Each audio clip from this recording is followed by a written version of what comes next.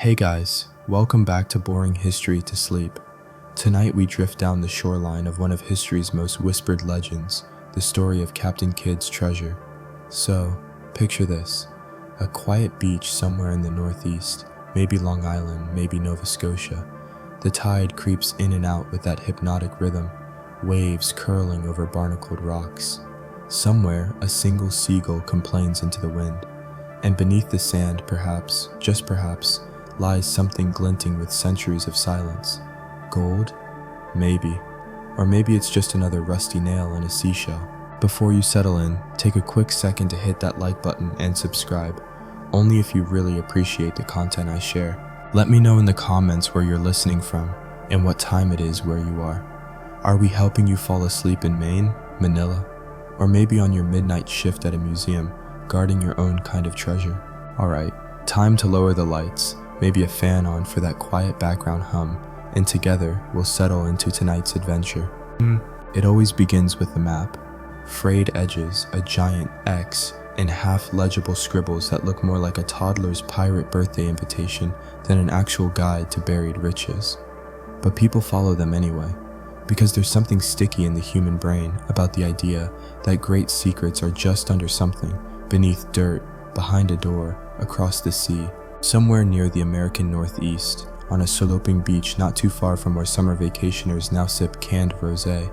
That idea first slithered into the public imagination. The legend of Captain William Kidd. Pirate? Kind of. Gentleman? Occasionally. Treasure barrier? Allegedly. Depending on who you ask, he was either a misunderstood scapegoat of the British Crown, or a grinning scoundrel who made off with so much loot it still hasn't been found. It's the latter idea that tickles the brain as the waves roll in, and that's how the bedtime history of this saga begins, not with a bang, but with quiet footsteps in the sand. A man, maybe alone, maybe with a small crew, lands on an island in the night. He digs, he hides, he marks the spot, or doesn't, then he sails away, never to return. All that's left is the beach, and the story. Now, no one actually saw Kidd bury anything. That's what makes it so delicious.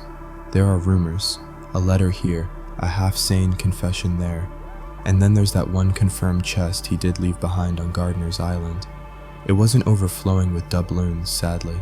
It was more like a pirate's pantry, bolts of cloth, sugar, a bit of silver, useful stuff. But it was something left behind, which, in the treasure world, is like handing your toddler one Lego and saying, there's a whole castle in the basement if you dig long enough. By the early 1700s, whispers had already started. Kidd's treasure is hidden somewhere on Long Island, they said, or maybe in New Jersey, or maybe in the Caribbean, or, wait for it, on a secret pirate island no one has ever found again. And once the whispers start, you can't put them back in the bottle. Historians still argue whether Kidd actually buried more than that single chest, or if the entire myth ballooned from the human tendency to hear pirate and immediately think shiny things in holes. But let's stay on the beach for a moment longer. You're lying back, the air warm, but with a breeze cool enough to rustle the dune grass. The stars overhead haven't changed much since Kidd's time. Same Orion, same drowsy North Star. If he buried treasure, this would have been the time. Late at night, probably with a shovel hacked together from ship tools, hands sticky from tar and sea salt. And then there's that first weird fact of the night. Some 19th century treasure hunters believed that Kidd marked his treasure spots using human sacrifices. That's right, bury the loot, then bury a person on top of it to keep it hidden.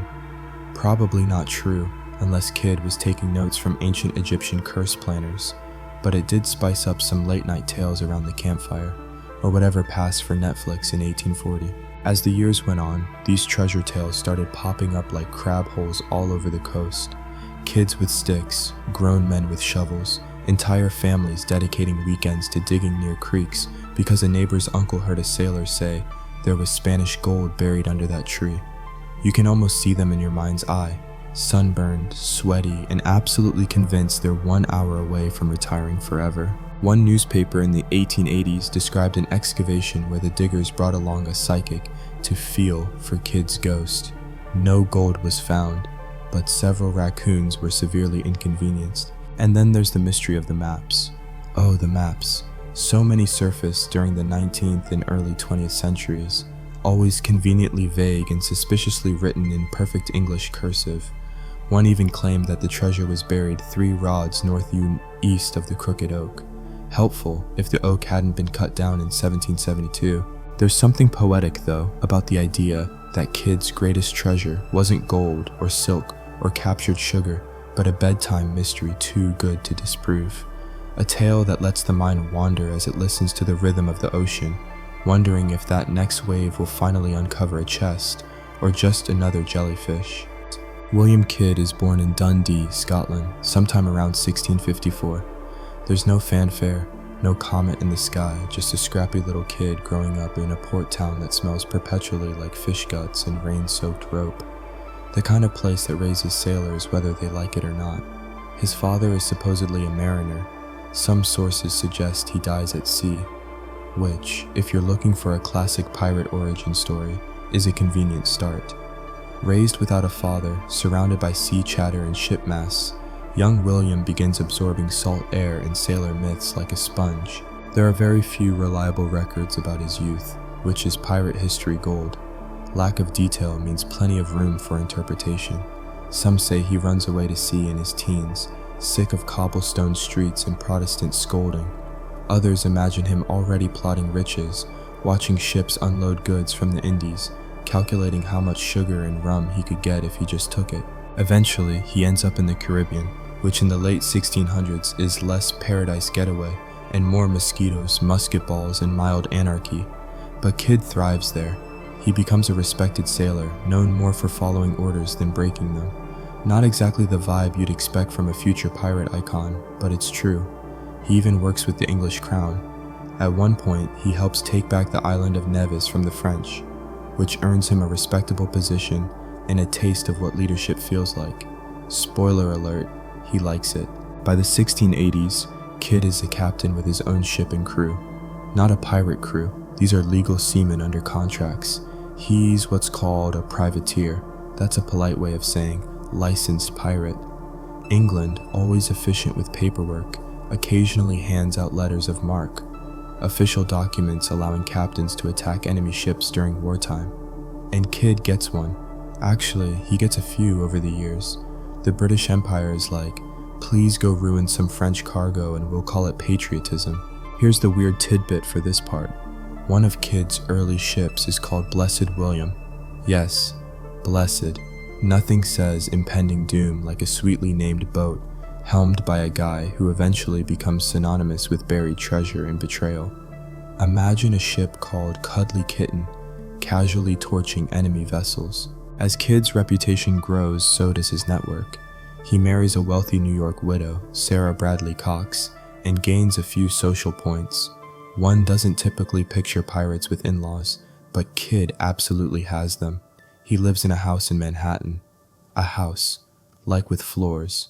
Meanwhile, the legend of him as a backwater rogue is already forming in whispers across the colonies. He also gains the trust of powerful people. Governors, merchants, even some British aristocrats. This comes in handy later when he needs investment for what might be his most important voyage. But that comes after something quietly shifts inside him. Maybe it's the politics. Maybe it's watching other captains get rich off plunder while he plays by the rules. Or maybe it's just good old-fashioned envy. Whatever it is, something about Kidd starts to smolder. Historians still argue whether Kidd turns to piracy out of desperation, bad luck, or a secret plan all along. Some say he's manipulated by elites who want a fall guy. Others believe he simply got greedy. The truth, like his treasure, may be buried somewhere under 100 assumptions. But for now, in this moment, William Kidd is still technically an honest man. A seaman, a husband, a guy who walks into New York coffee houses and doesn't immediately inspire fear. He has no idea that people centuries from now will be holding up metal detectors on windy beaches, hoping to find a coin with his fingerprint on it. There's something almost cinematic about it. Kidd standing on the deck of the Blessed William, looking out at a Caribbean sunrise, thinking about glory. The wind picks up, the sails unfurl, and maybe, just maybe, he starts to wonder what's waiting out there for a man brave enough to take it. Meanwhile, back in Europe, the tides of empire churn on. The English crown is both expanding and paranoid. Pirates are becoming both an asset and a threat. They destabilize enemies, sure, but they're also so unpredictable. The line between hero of the empire and wanted criminal is so thin it might as well be drawn in sea spray. And Kid, standing exactly on that line, is about to start the voyage that defines the rest of his life. Picture him walking along a wooden dock, boots creaking, as his new crew loads supplies. He checks ledgers, he counts powder, he glances over his shoulder just once. In his mind, maybe there's a flicker of doubt, but it's gone in a breath. He's Captain Kidd now. And somewhere behind him, in the damp corners of New York's alleys, someone is already whispering that he might not be what he seems. In 16th, William Kidd receives something that most pirates never get: official permission. It's the bureaucratic version of a sword and shield.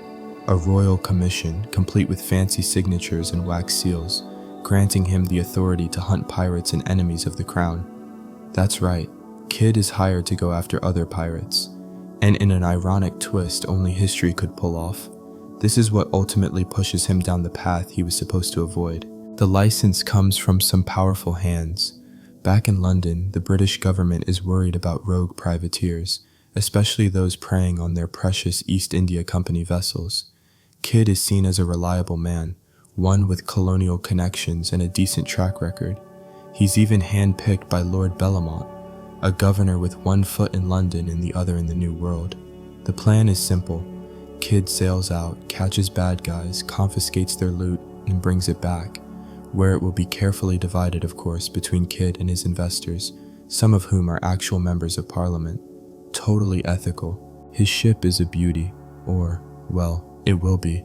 The Adventure Galley is a hybrid vessel, built with both sails and oars, which is like giving a pirate ship a backup engine.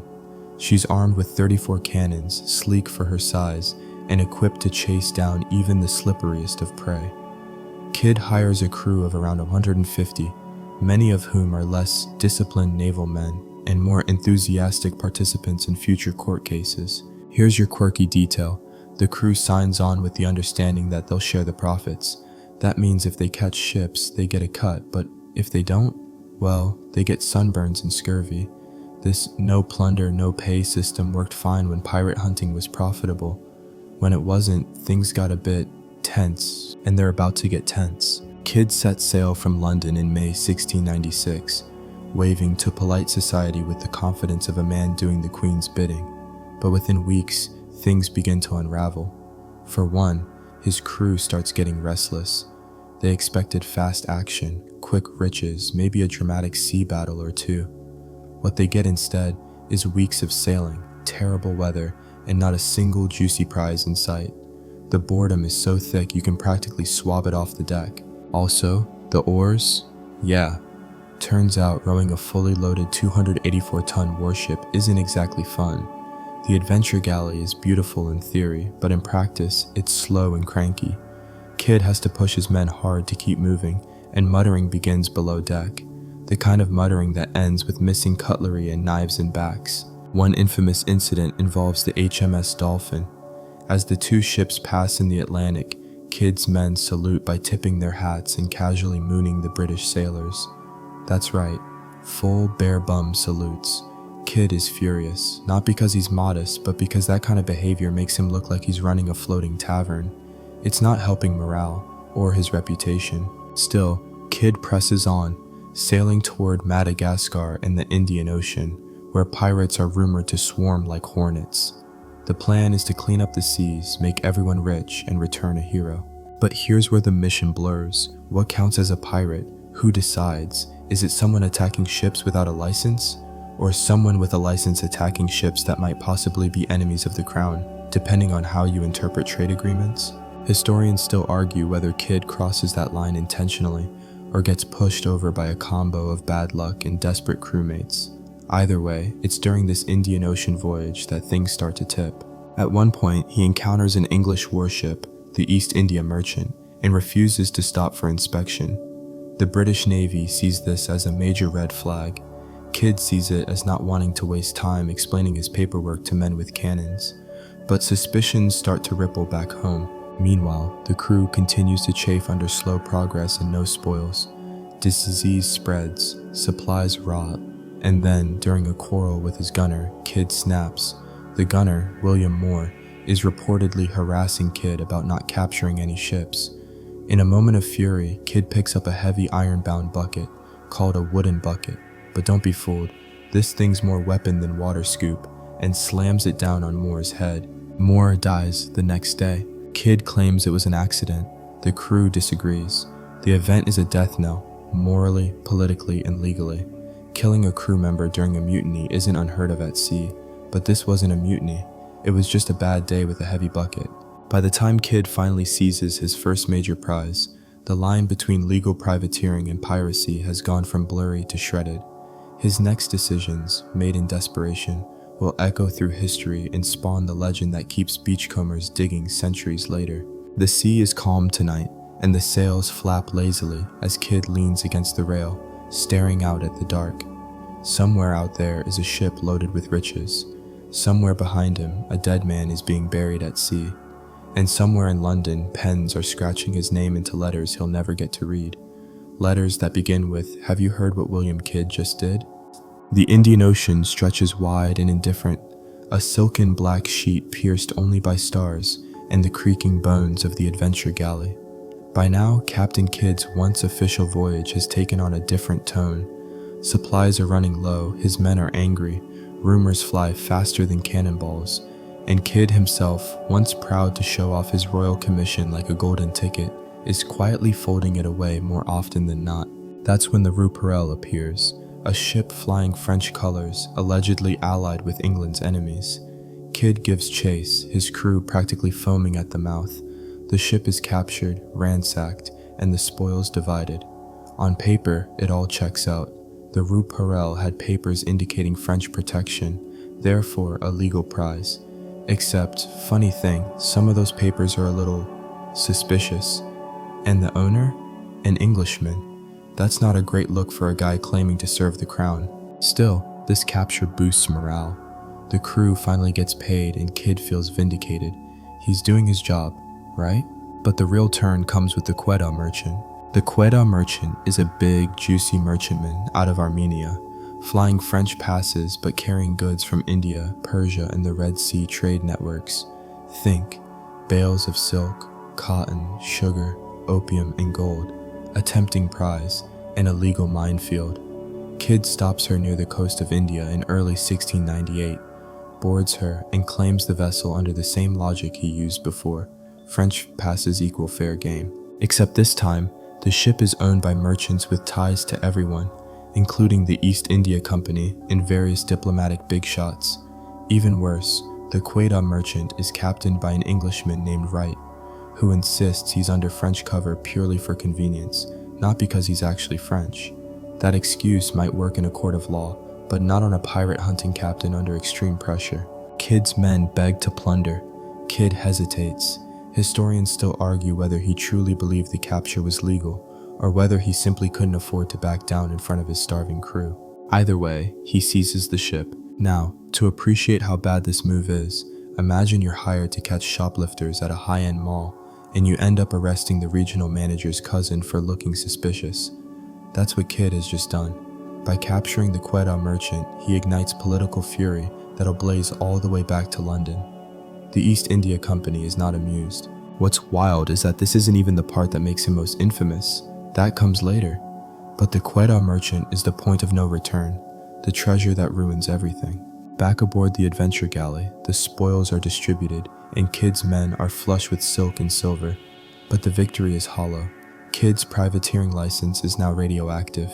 News of his actions trickles back through trading posts and naval patrols, painting him as a rogue captain gone full pirate. Kidd, for his part, knows trouble is coming. He sails to Madagascar, pirate central at the time, and starts avoiding British ships. Not a good sign. He even burns the adventure galley, which is now leaking and worm-ridden, and transfers his loot to the captured Quetta merchant, renaming it the Adventure Prize. Fun fringe tidbit here. Some say Kidd buries part of his treasure around this time. Not in the Caribbean, not on Gardiner's Island, but somewhere in Madagascar or the Comoros Islands. There's no proof, of course, but maps have surfaced over the years pointing to Kid's cache, in places no modern historian takes seriously, but every amateur YouTuber definitely does. As he plans his return to the American colonies, Kid faces an impossible choice. If he runs, he looks guilty. If he sails back to New York and tries to clear his name, he might be arrested. Still, he chooses to go home. Maybe he thinks his powerful backers will protect him. Maybe he believes he can spin the story. After all, he did have that license, right? But by the time he nears the shores of the colonies, the legal tide has turned hard against him. Governor Bellamont, yes, the same man who helped fund his expedition, now sees Kid as a political liability. The crown is under pressure to crack down on piracy. What better way to show they're serious than to sacrifice one of their own? Meanwhile, Kid has stashed part of his loot somewhere on or near Gardner's Island, just off Long Island. The owner, John Gardner, later testifies that Kid arrived in person and left chests of valuables there for safekeeping. That's the only verified instance of buried treasure we have from Kid, and even that was eventually confiscated by the crown. But the moment sparks a wildfire. If Kid buried some, who's to say he didn't bury more? That's where the real treasure myth starts to breathe. Not in the Indian Ocean, not in the cargo holds, but on an island with sand and shadows and secrets that would outlive the man himself. And so, Captain Kidd sails toward New York with a ship full of prize goods, a bounty on his head, and the creeping dread that his enemies now sit at the tables where he once dined. The air is humid as Kidd approaches the American coast, the weight of the adventure prize riding heavy in the water, and in his conscience. He's trying to look confident, but the political winds are shifting, and the stench of betrayal carries better than sea air. His once noble commission has become a joke in London's halls, and those aristocratic investors? They're wiping their hands clean, adjusting their wigs, pretending they barely knew the man. Kid anchors near Gardner's Island, and in what becomes the most pivotal moment of his legend, meets with the island's owner, John Gardner. Here's where fact actually does meet fiction, because Kid really does leave behind a stash.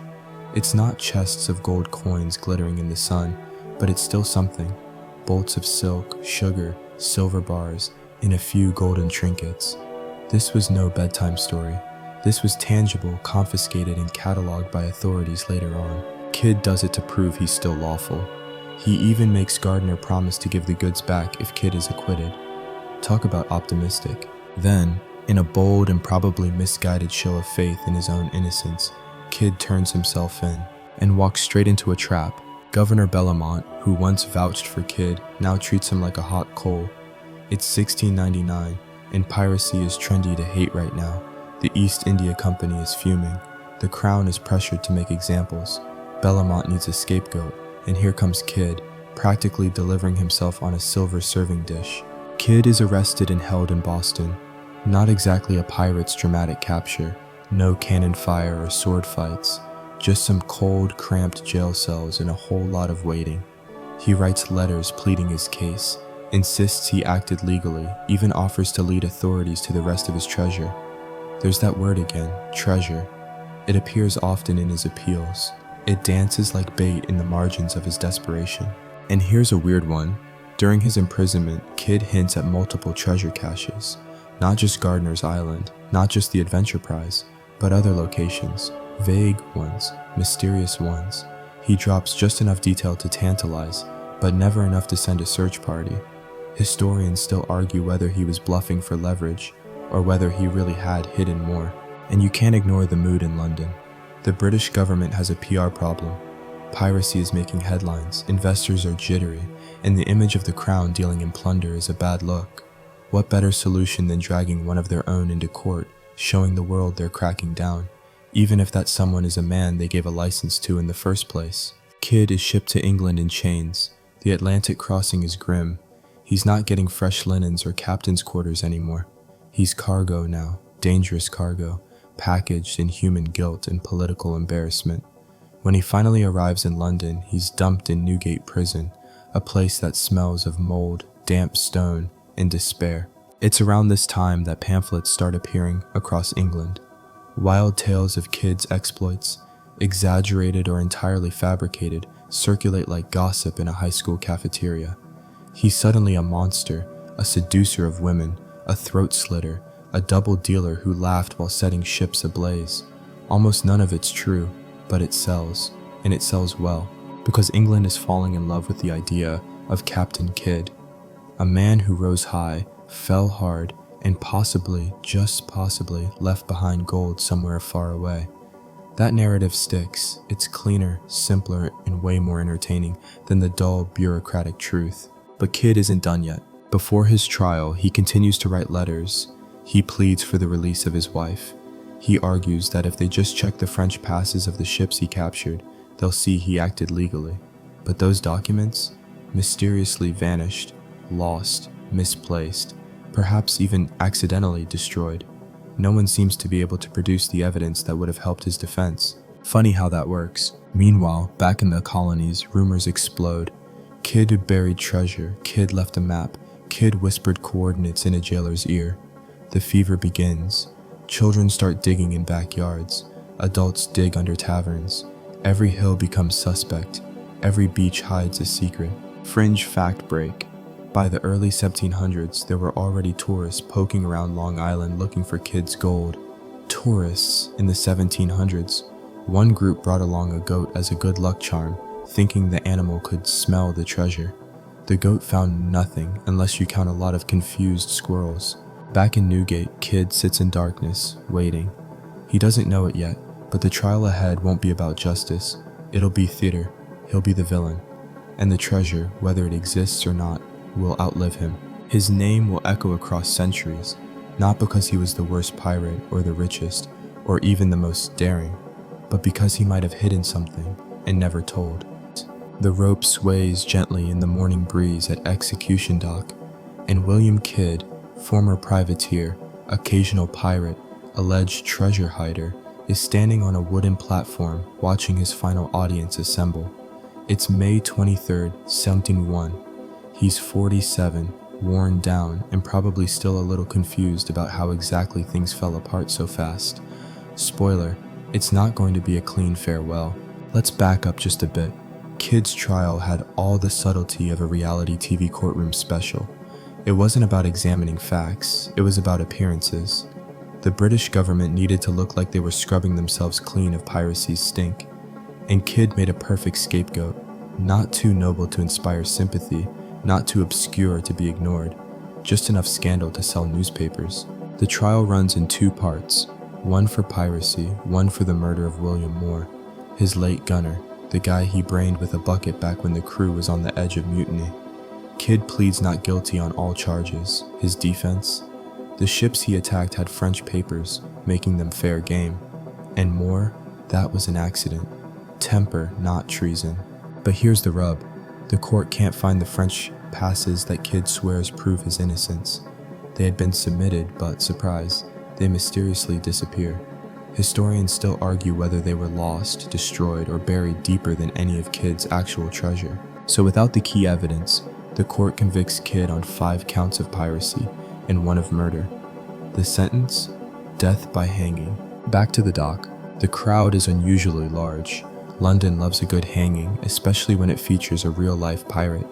Children are perched on shoulders, and vendors are selling food because nothing pairs with judicial execution quite like roasted chestnuts.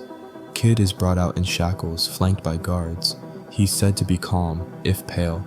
Some reports say he even jokes with the executioner. If true, that's some strong commitment to character. And then, the moment comes. The rope is tightened, Kidd drops, and it breaks. Seriously. The rope snaps under his weight, sending him crashing to the platform like a sack of potatoes. The crowd gasps. Someone faints. Others cheer, thinking it's divine intervention. After all, in 1701, that sort of thing meant something. Maybe he is innocent. Maybe fate is giving him a second chance. The executioners, ever efficient, tie a new rope. This one works. The second time Kidd dies. His body is later tarred. Yes, tarred, and hung in a gibbet over the River Thames. A gruesome warning to other would-be pirates. He swings there for years, a blackened scarecrow of empire creaking in the wind. If there's any poetry left in the man, it dies with that slow-motion public rot. Now, here's the part no one asked for. The tar and gibbet routine was not uncommon, but Kidd's corpse becomes one of the longest displayed in British history. For 3 years, his skeleton remains out there, gently clunking in the breeze as ships pass by. Talk about a legacy. And yet, despite the horrific end, the story doesn't stop. It starts. The treasure rumors go into overdrive. People begin asking, if Kidd thought he'd be acquitted, why stash the goods? And if he didn't think he'd walk free, why didn't he trade the treasure for mercy? Fringe theory alert. Some believed Kidd did offer up maps and locations in secret to select political figures in exchange for favors to his family. Nothing confirmed, but there are mysterious notes, questionable journal entries, and all those weird treasure maps that start surfacing in the 18th and 9th centuries. Coincidence? Maybe. But conspiracy sleeps very well next to a whisper of gold. Meanwhile, Gardiner's Island, the only confirmed burial site, becomes hallowed ground. The British recover Kidd's deposited goods from John Gardiner, who dutifully kept them locked up. But instead of praising him, the Crown briefly considers arresting Gardiner for aiding a pirate. Because, sure, that makes sense. And here's your quirky historical fact of the night. Gardiner's descendants later become so tired of treasure hunters showing up with shovels and wild theories that they completely ban digging on the island. To this day, it's private land, and no one, not even YouTubers with drones, gets to go poking around for what might still be down there. The treasure story becomes folklore, passed from ship to ship, from tavern to bedtime. It becomes the kind of tale fathers tell their children over flickering hearths. It's not about Kidd anymore, it's about possibility. That there's still magic buried under the sand, that not everything has been found. And here's where the irony gets really thick. While Kidd dies disgraced, most of his enemies fade into dusty parliamentary records. He, the one they tried to erase, becomes a symbol, not just of greed or betrayal, but of mystery, the rare man whose shadow outlasted his crimes. So tonight, somewhere near the coast, the waves keep rolling in. A flashlight flickers on a beach. Maybe someone's walking with a metal detector, hoping to hear that familiar beep. Just one chest, just one coin. And they'll whisper his name, Captain Kidd, because treasure never sleeps, and neither do the stories we tell to chase it. When news of Kidd's execution reaches the colonies, the ripples are immediate and strange. To the average colonial citizen, it's more gossip than tragedy. But to the people who once toasted to Kidd in New York's taverns, or those who traded with him in the West Indies, it's also an uneasy chill. If a man with royal papers and powerful friends can be hanged and left to rot over the Thames, who's next? And for Lord Bellamont, Kidd's former backer, the very man who helped fund and approve his voyage, it's a delicate situation wrapped in even more delicate hypocrisy. Bellamont is still governor, perched uneasily on his throne of colonial power, and now he's dancing between looking like the great pirate crusher and avoiding being labeled a pirate funder. It's a thin rope, and guess what? Bellamont's not great at walking it. He begins publicly denouncing Kidd, scrubbing his hands clean in a long series of carefully worded letters and legal maneuvers. In private, he's sweating. Kidd had receipts, literally. Letters, payment records, names of influential friends who had backed his expedition. And if any of that becomes public, Bellamont and others might be seen as accessories to the very piracy they condemned. So what does he do? He leans into the PR campaign. Hard. He hands over Kidd's stash from Gardiner's Island to the Crown with a smug air of cooperation, making sure everyone knows how noble he is. He commissions reports, writes to Parliament, and launches inquiries with all the subtlety of a man trying to bury his own involvement in the soft sand of plausible deniability. It mostly works, but the bigger effect is cultural. Kidd's downfall becomes a public morality play. Newspapers and pamphlets reframe the story. He wasn't a noble privateer betrayed by empire, he was a pirate who tried to outfox the law. His wife, Sarah, is briefly imprisoned. His crew scattered. The ship is long gone. And the man himself? A tarred skeleton swinging in the wind. It's perfect for the public's appetite. But there's an interesting twist. Kidd's name doesn't disappear into the villain bin like others.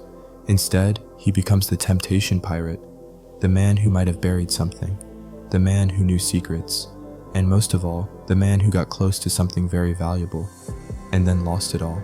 That lingering what if begins to attract a new breed of enthusiast. Not just sailors or colonial kids with spades, but writers, landowners, even ministers. And it sparks one of the earliest recorded American treasure crazes. Take the curious case of Captain Kidd's ghost. In the early 1700s, legends start circulating around Massachusetts and Long Island that Kidd's spirit guards his lost loot. Some say they've heard footsteps near coves. Others claim to have seen glowing lights bobbing near shorelines, signs of buried treasure, obviously. One account even describes a group of treasure hunters digging near a reputed Kidd site, only to be chased away by a phantom horseman. Sleepy Hollow? Who? And that brings us to a real historical oddity, the belief that Kidd cursed his treasure. Some early diggers claim that if more than one person knew the location of a hidden hoard, one of them had to be sacrificed to keep it hidden. Dark, sure, but consistent with old world superstitions. According to one tale, two men unearthed what they believed was Kidd's chest, but just as they pried it open, one was mysteriously struck dead, and the other ran off screaming into the woods. What they actually found, if anything, was never verified, but the legend stuck. Historians still argue whether this wave of spooky stories was a genuine reaction to Kidd's legacy, or just a clever deterrent to keep nosy neighbors from looking in the wrong backyard. Either way, it worked. By the mid-1700s, Kidd's name was synonymous with buried gold. Even Benjamin Franklin mentions him in print, referring to treasure hunting in a mocking tone, calling it a distraction for idle minds, which is rich, coming from a man who once flew a kite in a lightning storm. But the belief didn't die, it grew. Towns along the coast leaned into the story. Maps began surfacing. Some had elaborate designs, compasses, skulls, Old English lettering. They almost always lacked any useful directions but were stunning works of imagination. One had the tantalizing label, Kidd's Rest, over a hill on Cape Cod. No treasure was found there, though someone did unearth an unusually large pile of oyster shells, which is either evidence of a colonial feast or the worst hidden hoard in pirate history. And Kidd himself? Now firmly fixed in the public mind as a mixture of devil and tragic hero. Some writers described him as a repentant man who only turned pirate when cornered. Others leaned into the villain image, painting him as a cold-blooded traitor. But all agreed on one thing: he probably didn't tell everything before he died. That's the seed, that's the root of all the digging, all the dreaming. Maybe he whispered a location to someone in the crowd at execution dock.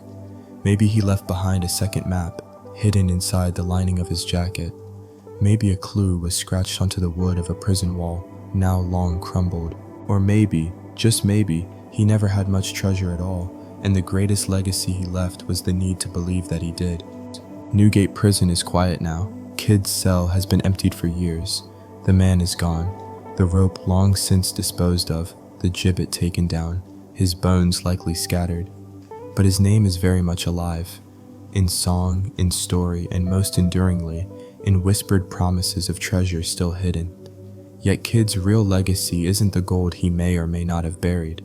It's the courtroom farce, the colonial betrayal, and the death spectacle that turned a captain into a cautionary tale.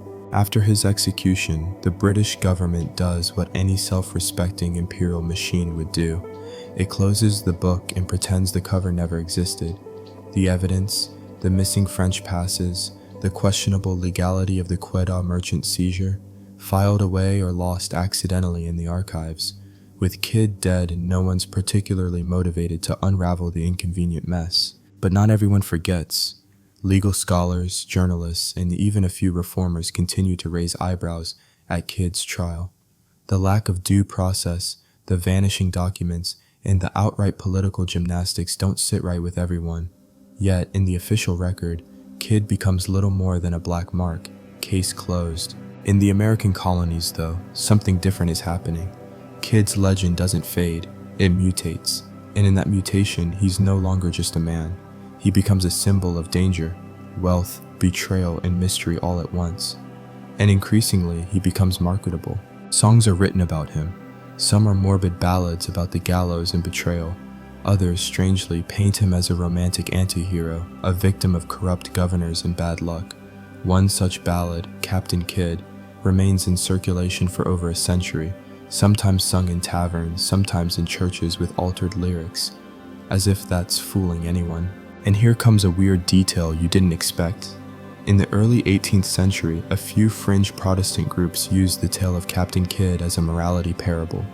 They'd tell kids that Kidd began as a righteous man and was slowly lured into sin. A bit rich coming from people who still wore buckle shoes, but okay. In England, Kidd is gradually rebranded, not redeemed, just repackaged. Pamphlet peddlers churn out sensationalized versions of his life, often combining fact with fantasy so thoroughly that it's impossible to tell which is which. According to some, Kidd sailed with Blackbeard. He didn't. Others claim he built a hidden island fort stocked with cannons and ghostly guards. Again, no. But once fiction is easier to swallow than fact, history shrugs and lets it slide. The British public, meanwhile, latches onto the drama of it all. The man who had a legal commission yet was hung like a common thief. The treasure that maybe still glints under foreign sands. The notion that some secrets are better left buried, unless you're clever enough to find them. But there's one moment, above all, that captures the imagination: Kidd's execution. The botched first hanging, the snapped rope, the second attempt. It becomes part of the lore. People start believing that divine forces were intervening. Some say it was a sign he was innocent. Others say the devil himself wanted Kidd alive a little longer. It becomes a performance, retold so many times it starts sounding like a bedtime myth. Did you know he rose once from the gallows? That he almost walked away? Historians still argue whether the rope truly snapped on its own, or whether it was frayed intentionally. A morbid bit of showmanship, maybe even a last-second act of mercy. The official record says accident. But let's be honest, in stories like these, accidents never stay innocent for long. In Kidd's absence, new pirates fill the public's thirst for mischief, but none have his strange mix of respectability and rogue energy. Kidd was someone who dined with governors and slit sails, someone who wrote polite letters and carried pistols. That balance, that contradiction, is what keeps people from letting him go. And then, there's the loot. Let's not forget that the British Crown did recover some treasure. A small stash, likely from the Gardiner's Island deposit, including bits of silk, sugar, and silver. It's processed, sold, and documented, but it's not enough to satisfy the dream. People want more. Chests, jewels, coins with strange emblems. They want to believe that Kidd, cunning to the end, outwitted everyone and hid the good stuff where no crown could touch it. In the absence of proof, that belief blooms. Even respected men of letters fall for it. By the late 1800s, you've got early American thinkers like Washington Irving referencing Kidd in essays, while clergymen simultaneously warn against pagan digging rituals performed by locals trying to summon the ghost of Captain Kidd to lead them to his stash. Yes, really. Imagine trying to sleep on your farm, only to hear your neighbor chanting over a shovel under the full moon. And here's your fringe tidbit for tonight. One Massachusetts treasure hunter in 1770 reportedly used a divining rod made of peach wood, claiming it would twitch when near silver or pirate blood. The rod twitched. No treasure was found, but he did disturb a family of skunks, so that's something. The judicial machine may have silenced William Kidd's voice, but they couldn't shut down the echo of a man caught between two worlds, dangling between legality and legend, swinging from a rope, but refusing, absolutely refusing, to disappear. So the gallows rot, the ships decay, the archives gather dust, but the idea of Captain Kidd, that lives on. And every time someone shuffles across a dark beach with a lantern and a shovel, that idea stretches just a little further into forever. The 1800s arrive with waistcoats, mustaches, and an absolute tsunami of Captain Kidd treasure hysteria. By now, the man is more ghost than history. His real exploits long buried under an avalanche of speculative nonsense, spiritual seances, and opportunistic schemers.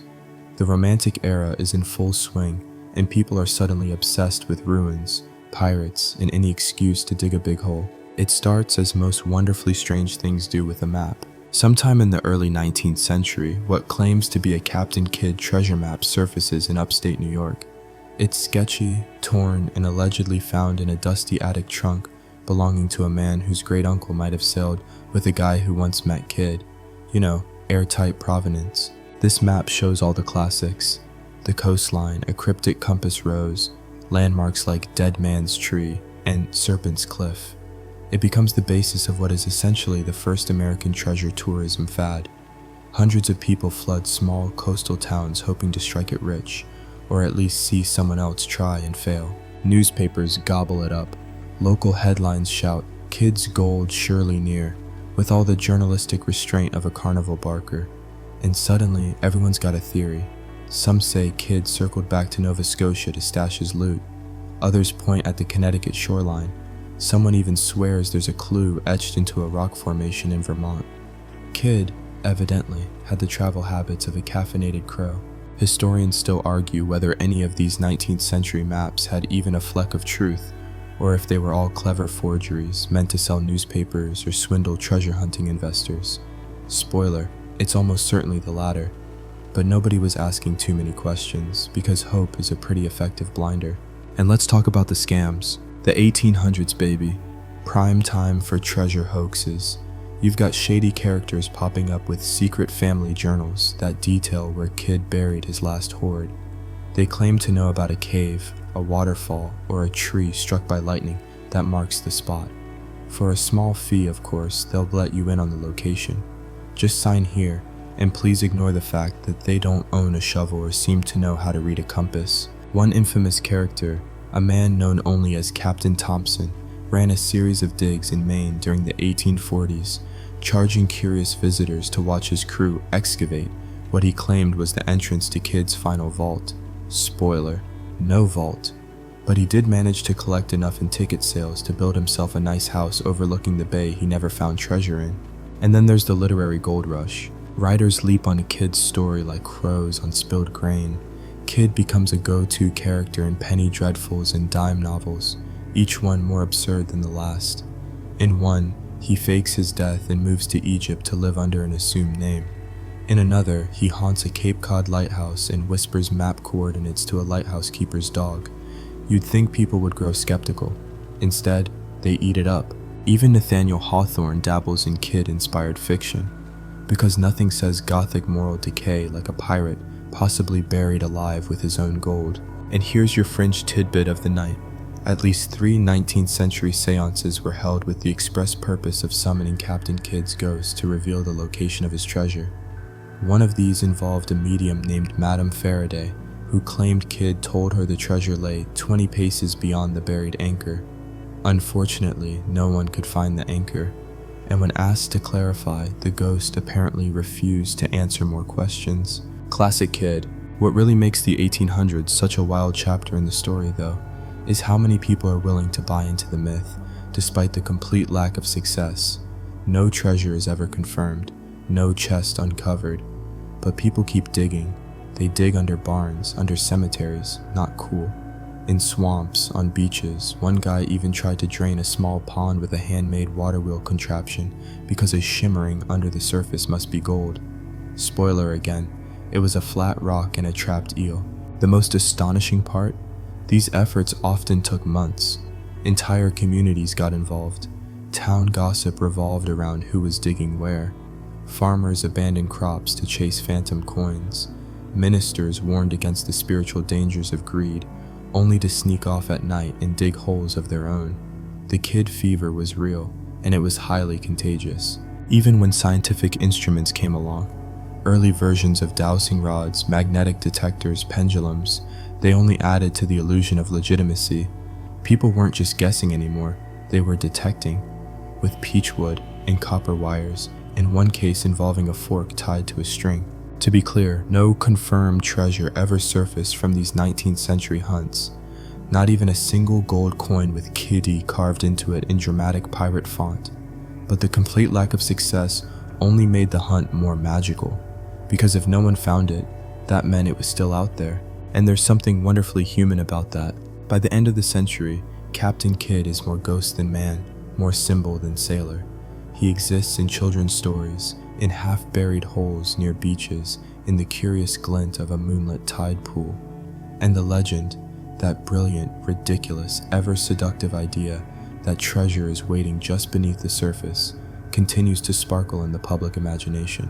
Whether or not there was ever gold, Kidd's real treasure may have been the generations of dreamers he inspired to dig where no one else dared. A thin band of mist curls around Gardiner's Island as the sun barely peeks over the Atlantic, casting everything in soft gold. If you didn't know better, you might think the place is enchanted, which honestly wouldn't be far off considering the stories it holds. Because out of all the swirling maybes in the Captain Kidd saga, this is the one spot where legend and legal record actually shake hands. Gardiner's Island sits just off the eastern tip of Long Island, a thickly wooded slice of land measuring about 3,300 acres. In 1699, Captain Kidd really did row ashore here, and he really did bury a stash of goods. Not rumor, not speculation, not a friend of a friend sailor's yarn. Actual historical fact. The stash? Not exactly pirate movie material. No glittering coins tumbling out of oak chests. No goblets crusted with emeralds. More like bolts of silk, barrels of sugar, a bit of gold dust, and some silver plate. Honestly, it sounds more like the receipt from a particularly exotic grocery run. But it was valuable, and more importantly, it was hidden. And that's the thing. The moment Kidd put shovel to soil on Gardiner's Island, he wrote his legacy into the dirt. Even though authorities recovered that cache soon after, the mere act of burial was enough to light the fuse of centuries of speculation. People started asking the obvious question: if he buried this stash, what else did he bury? Historians still argue whether Kidd intended to return for the goods, or simply left them as a bargaining chip to prove he wasn't a pirate. His letters from prison definitely suggest the latter. He begged Governor Bellamont to use the treasure as evidence of his honesty, claiming he could lead authorities to more if only given the chance. Spoiler, they didn't take him up on it. Fast forward 300 years, and the island still belongs to the Gardiner family, the same one that took Kidd's treasure and grudgingly handed it over to the authorities. It's been privately owned ever since, passed down through generations like some dusty but deeply intriguing family heirloom. And if you're thinking, cool, so I'll just hop a kayak and check it out this weekend, pump the brakes. Gardiner's Island is fiercely off limits to the public. No digging, no metal detecting, no selfie sticks by ancient trees where treasure might have once been tucked beneath the roots. The Gardiners have long protected their land from nosy intruders. For centuries, they've maintained that there's nothing more buried on the island, thank you very much. And they may be right. Or, maybe not. Fringe tidbit. In the 1930s, an over-enthusiastic newspaperman tried to sneak onto the island, claiming he was doing historical research. He was immediately escorted off by armed guards. The only thing he uncovered was poison ivy and a lifelong fear of wealthy recluses. Still, that hasn't stopped others from speculating, especially during the golden age of treasure hunting in the early 1900s. Several well-funded and mostly unsanctioned expeditions attempted to dig on adjacent shores, believing that if Kidd buried something once, he probably made a habit of it. A few people swore they'd found coins with strange markings or scraps of old crates. Most turned out to be wishful thinking or, occasionally, just rusted garbage. But the location has a vibe. Even now, if you were to float offshore in a quiet boat, you might feel it. That eerie pull of potential, that soft whisper in the reeds that maybe, just maybe, there's still something waiting beneath the earth. Maybe a second cache Kidd didn't confess to. Maybe a box he meant to come back for before the crown decided he'd look better in a gibbet. And this beach, this buried history, has a quiet irony to it. While Kidd's name gets dragged through novels and museum gift shops, Gardiner's Island just waits. The real place where something did happen is the very place no one is allowed to touch. It's kind of perfect, really. The only confirmed site of Captain Kidd's treasure is locked down tighter than Fort Knox, protected by centuries of family legacy and a strong distrust of nosy fortune seekers. In that way, it might be the least piratey treasure story of all time. But that doesn't stop imaginations from going wild. Even today, drone footage of the island gets thousands of views. Analyzing the coastline for hidden entrances, one YouTube title reads, "The video is 45 minutes long and features absolutely no hidden entrances, but the comments are filled with hope. I swear I see something at 12:37, or that clearing near the southern tip looks like it could fit a buried ship." Sure, or a lawnmower shed. But go off, treasure fam. Even the Gardiners, for all their insistence, can't scrub the island clean of its legend. Because the thing about treasure stories is that they thrive on denial. If someone says it's not there, that's exactly the kind of thing someone says when it totally is. So, if you ever find yourself near the east end of Long Island, look out over the water toward that stretch of land shrouded in trees and silence, and wonder, just for a minute, what might still lie beneath the soil, untouched, patient, waiting for someone who won't be coming back. Because Captain Kidd, in all his chaotic, double-crossed, possibly misunderstood glory, left behind more than silk and sugar. He left behind a mystery that refuses to die. The water slaps quietly against the rocky shores of Nova Scotia's southern coast, where, for more than 2 centuries, people have been digging themselves slowly and expensively into madness. Welcome to Oak Island, the Bermuda Triangle of shovels, shafts, and soggy disappointment. And yes, it has a Captain Kidd theory, because of course it does. Oak Island is a little bump of land just off the coast of Mahone Bay. By itself, it looks like a typical North Atlantic outcropping, trees, beach grass, and not much else. But in the late 1700s, a story starts to form. According to local legend, in 1795, a teenager named Daniel McGinnis stumbles upon a shallow depression in the earth beneath a hanging tree, complete with an old tackle block. It screams pirate activity, or maybe creepy forestry. Naturally, Daniel does the only sensible thing. He grabs 2 friends and they start digging. About 2 feet down, they hit a layer of flagstones. 10 feet more and they find oak logs, then more earth, then another layer of logs. This pattern repeats, every 10 feet a barrier. It's like someone built the pit with the express purpose of annoying future generations, hence the nickname, the Money Pit. Word spreads fast and theories start flying faster than the dirt. And among the first to get blamed, or credited, is our old friend Captain Kidd. The idea is almost too perfect. Kidd was known to frequent the Atlantic coast. He was secretive. He had a habit of sailing into secluded harbors. Plus, he reportedly spoke of multiple hidden caches. Oak Island, with its suspicious man-made shaft and layers of logs, seemed like the ideal spot for a man like Kidd to offload the goods and disappear. Historians still argue whether Kidd even knew about Oak Island, let alone set foot there. There's zero evidence tying him to the place directly, but the logic at the time was, who else could it be? Which, for treasure enthusiasts, is basically a confession. Over the next 200 years, more than a dozen major excavations would take place. Companies form and fail, fortunes vanish into the mud. Engineers drill, tunnel, and collapse entire sections of the pit. Every now and then, something exciting pops out. A bit of parchment, a stone with strange symbols, a link of gold chain, or a piece of wood that might be a part of a chest, or might be part of a splintered fence. It's exhausting and exhilarating, often in the same breath. And it's not just amateur hunters. One of the earliest corporate-funded digs included Franklin D. Roosevelt's grandfather. And later, a young FDR himself gets involved as a curious onlooker. Just imagine a future president staring into the pit, asking, what if Kidd really did bury it here, before deciding to fix the Great Depression instead? At one point in the late 1800s, diggers discover what seems to be a stone slab marked with mysterious writing. Supposedly, someone translates it to read, 40 feet below, 2 million pounds are buried. Amazing, right? Too bad no one can find the stone now. It vanished somewhere in the shuffle, along with whatever reputation the translator had left. Here's your fringe tidbit. In the 1930s, a psychic claimed to have a vision of Kidd's treasure under Oak Island, involving a sealed chamber and a ghost pirate who warned against digging too deep. This psychic was promptly invited to participate in a dig, and then not invited back when they failed to predict the chamber full of water and disappointment. Ah yes, the water. Oak Island is not just a dig site, it's a trap. The Money Pit is booby-trapped, either by nature or by some infuriating genius.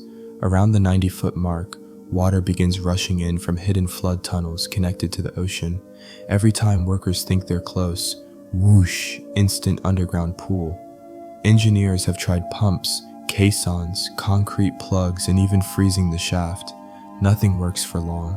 It's like the island wants to keep its secrets. And yet, the legend persists. Captain Kidd is still a favorite suspect. Never mind that more recent theories involve the Knights Templar, Masonic codes, Shakespeare's lost manuscripts, or Marie Antoinette's jewels, Kidd remains the anchor of the island's oldest tales. Even now, in the age of drone surveys and 3D sonar scans, people are still at it. The island has its own TV show, The Curse of Oak Island, which has run for more than a decade, documenting every dig, discovery, and dead end with dramatic music and wide-eyed speculation.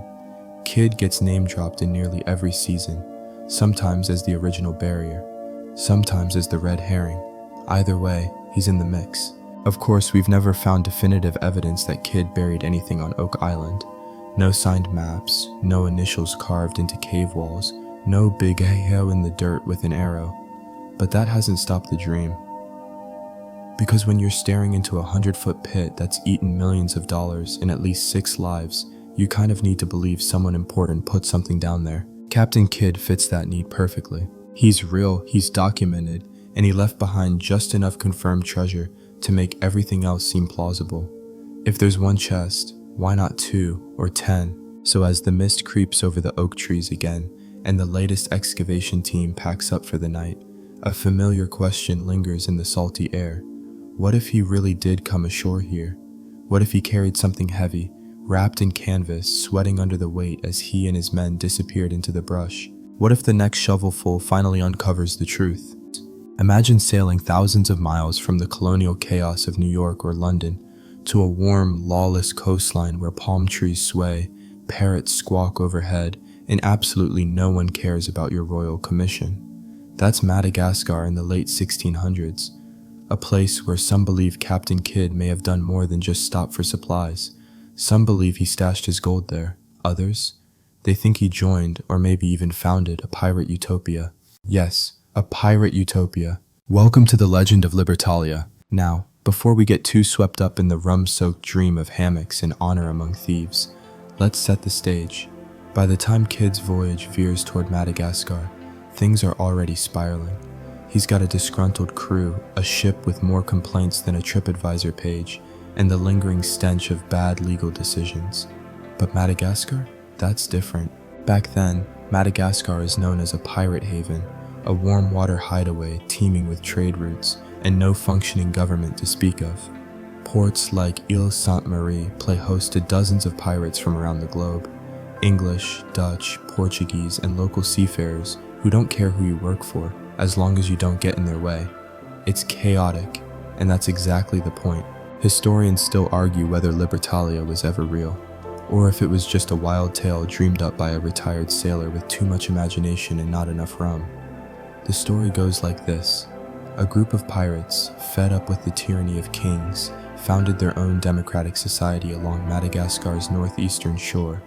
They supposedly abolished private property, voted on leaders, welcomed escaped slaves as equals, and lived in some sort of coconut-powered anarchist paradise. No taxes, no kings, just vibes. And guess who's often mentioned as possibly being involved? Yep, Captain Kidd. Now, there's no direct evidence that Kidd helped build Libertalia, or even believed in its ideals. But his known presence in Madagascar adds a thick swirl of suspicion. We know he stopped there. We know he met with other pirates, some friendly, some not, and some stories suggest he may have traded parts of his cargo there before continuing his voyage. That's not just a pit stop, that's business. And if he did want to bury treasure far from prying colonial eyes, Madagascar would have made a great hiding place. Dense jungle, remote beaches, and very few people taking detailed notes. One fringe theory even suggests that Kidd may have planned to retire there, joining the rogue pirate communities that lived and loved freely along the shore. Maybe build a little hut, sell off some silks, and live out his days sipping fermented mango juice under a thatched roof. After all, he wasn't a young man anymore. A retirement plan involving warm breezes and a total lack of law enforcement might have sounded pretty good. But the Madagascar angle has another twist. The pirates he met there might have contributed to his downfall. During his time near Ile Sainte-Marie, Kidd encounters several notorious figures, including the infamous Robert Culliford, a real pirate, and one who had once betrayed Kidd back in their early careers. Legend has it that when the adventure galley crossed paths with Culliford's ship, Kidd's weary, half-loyal crew mutinied, jumping ship to join Culliford instead. Kidd, suddenly alone, was left scrambling. Not exactly a heroic last stand. And here's your fringe tidbit. There's a report from a Dutch trader that mentions seeing Kidd and Culliford's ships side by side in Madagascar, possibly even trading goods or sharing rum. If true, that would have looked very bad to the British authorities. It's kind of like bumping into your ex at a party and then dancing together while your new partner watches from across the room. Not a great look. That rumor, fueled by traders, captains, and the ever-gossiping imperial networks, helped shape the narrative that Kidd had gone rogue. Even if nothing illegal happened, being there with known pirates was enough to paint him guilty. And what about Libertalia? If it existed, it didn't last long. Whether it was a real experiment in freedom or just a myth layered on top of pirate lore, no evidence remains, no ruins, no founding documents, not even a commemorative rum bottle. But that's the thing about pirate history. What we don't know is half the appeal. Madagascar and the broader Indian Ocean remain hotbeds for Kidd treasure speculation. In the 20th century, several expeditions explored the region, guided by whispers of French documents, local legends, and even sonar scans. One infamous modern treasure hunter named Barry Clifford claimed in 2015 to have discovered the wreck of the adventure galley, or at least a ship believed to be associated with Kidd, off the coast of Madagascar. He even held up a large silver ingot recovered from the site. The world gasped. Then UNESCO stepped in, reviewed the evidence, and basically said, "Nah, that's a 16th century ceremonial cannonball." And the silver ingot, possibly lead ballast. Disappointment reigned. Still, the island calls to those who believe. The beaches feel haunted. The inland hills hide caves and ravines where anything could be hidden beneath the roots. Maps have been scribbled on everything, from old napkins to legal pads. Some swear Kidd's stash is buried in a specific inlet, only visible during low tide. There's no proof, but proof isn't why people search. Because when it comes to Kidd, the story of Libertalia, real or not, is part of what makes his legend so persistent. He's not just a pirate. He's a man who may have stood on the edge of empire and chosen something wilder. A place beyond law, where treasure isn't locked in vaults, but scattered among friends who don't care where you're from, only that you showed up with rum and a good story. The shovel scrapes earth, again and again and again. The sound is familiar now, a rhythmic thud of ambition mixed with delusion. We're not in the 1600s anymore, not even the 1800s. We've stepped into the modern age where treasure hunting for Captain Kidd's lost gold has become less rum and parrots and more permits and side-scan sonar. But the dream, that's still the same. Let's talk about the modern treasure hunters. The ones with GPS, metal detectors, waterproof boots, and YouTube channels with suspiciously dramatic theme songs. These aren't drunken sailors with a spade and a hunch. These are engineers, historians, divers, and at least one guy named Barry. Let's start with Barry Clifford. Now there's a name that stirs things up. A professional underwater explorer, Barry made headlines in 1984 when he discovered the wreck of the Whydah Galley, a confirmed pirate ship off the coast of Cape Cod, a legitimate historical mic drop. But Barry wasn't done, because when you find one pirate ship, why not go for another? In 2015, Barry announced he'd found what might be the Adventure Galley, Kidd's infamous hybrid-oared warship, off the coast of Madagascar. He pointed to a large silver bar pulled from the site and said it was evidence of Kidd's lost treasure. The media exploded. Headlines screamed, "Kidd's treasure found," faster than you could say, UNESCO warning label. But the celebration didn't last long. UNESCO dispatched its own investigators. After examining the evidence, they issued a painfully polite statement. Not silver, not treasure, probably just lead used for ballast. The collective sigh of treasure enthusiasts could be heard from Nova Scotia to New York. Historians still argue whether Clifford was misled by local lore, or simply got a bit too excited and skipped some peer review steps. But one thing's for sure, it wasn't the smoking cannonball people hoped for. Still, it didn't kill the dream. Across the northeastern coast of the United States, inlets and islands continue to host amateur diggers. People show up with maps drawn on napkins, metal detectors bought online, and the same determined gleam in their eyes that Kidd might have had when he first buried that chest on Gardiner's Island. And sure, they find things, just not treasure things. One modern hunter found a Spanish coin in Connecticut. minted 100 years after Kidd died. Another group unearthed old iron nails and declared it evidence of a chest. Spoiler, it was a 19th century boat dock. And yes, there are still the fringe thinkers. One man in the 1980s claimed Kidd's treasure was hidden in a tunnel beneath an abandoned church in Rhode Island. He spent years convincing investors to fund the dig. They found tree roots, wet sand, and a very annoyed family of raccoons. And then there are the technology guys. These are your satellite imaging, LiDAR scanning, ground-penetrating radar enthusiasts. They upload footage of barren patches of Earth with red circles and blinking arrows. This depression could be man-made, one says in a serious voice, standing next to what looks suspiciously like a gopher hole. But they keep going, because now it's not just about Kidd's treasure. It's about being the one who proves it was real all along. The one who finds the missing map, the coded message, the rotted chest under 14 feet of forgotten Earth. The digital age hasn't replaced treasure hunting.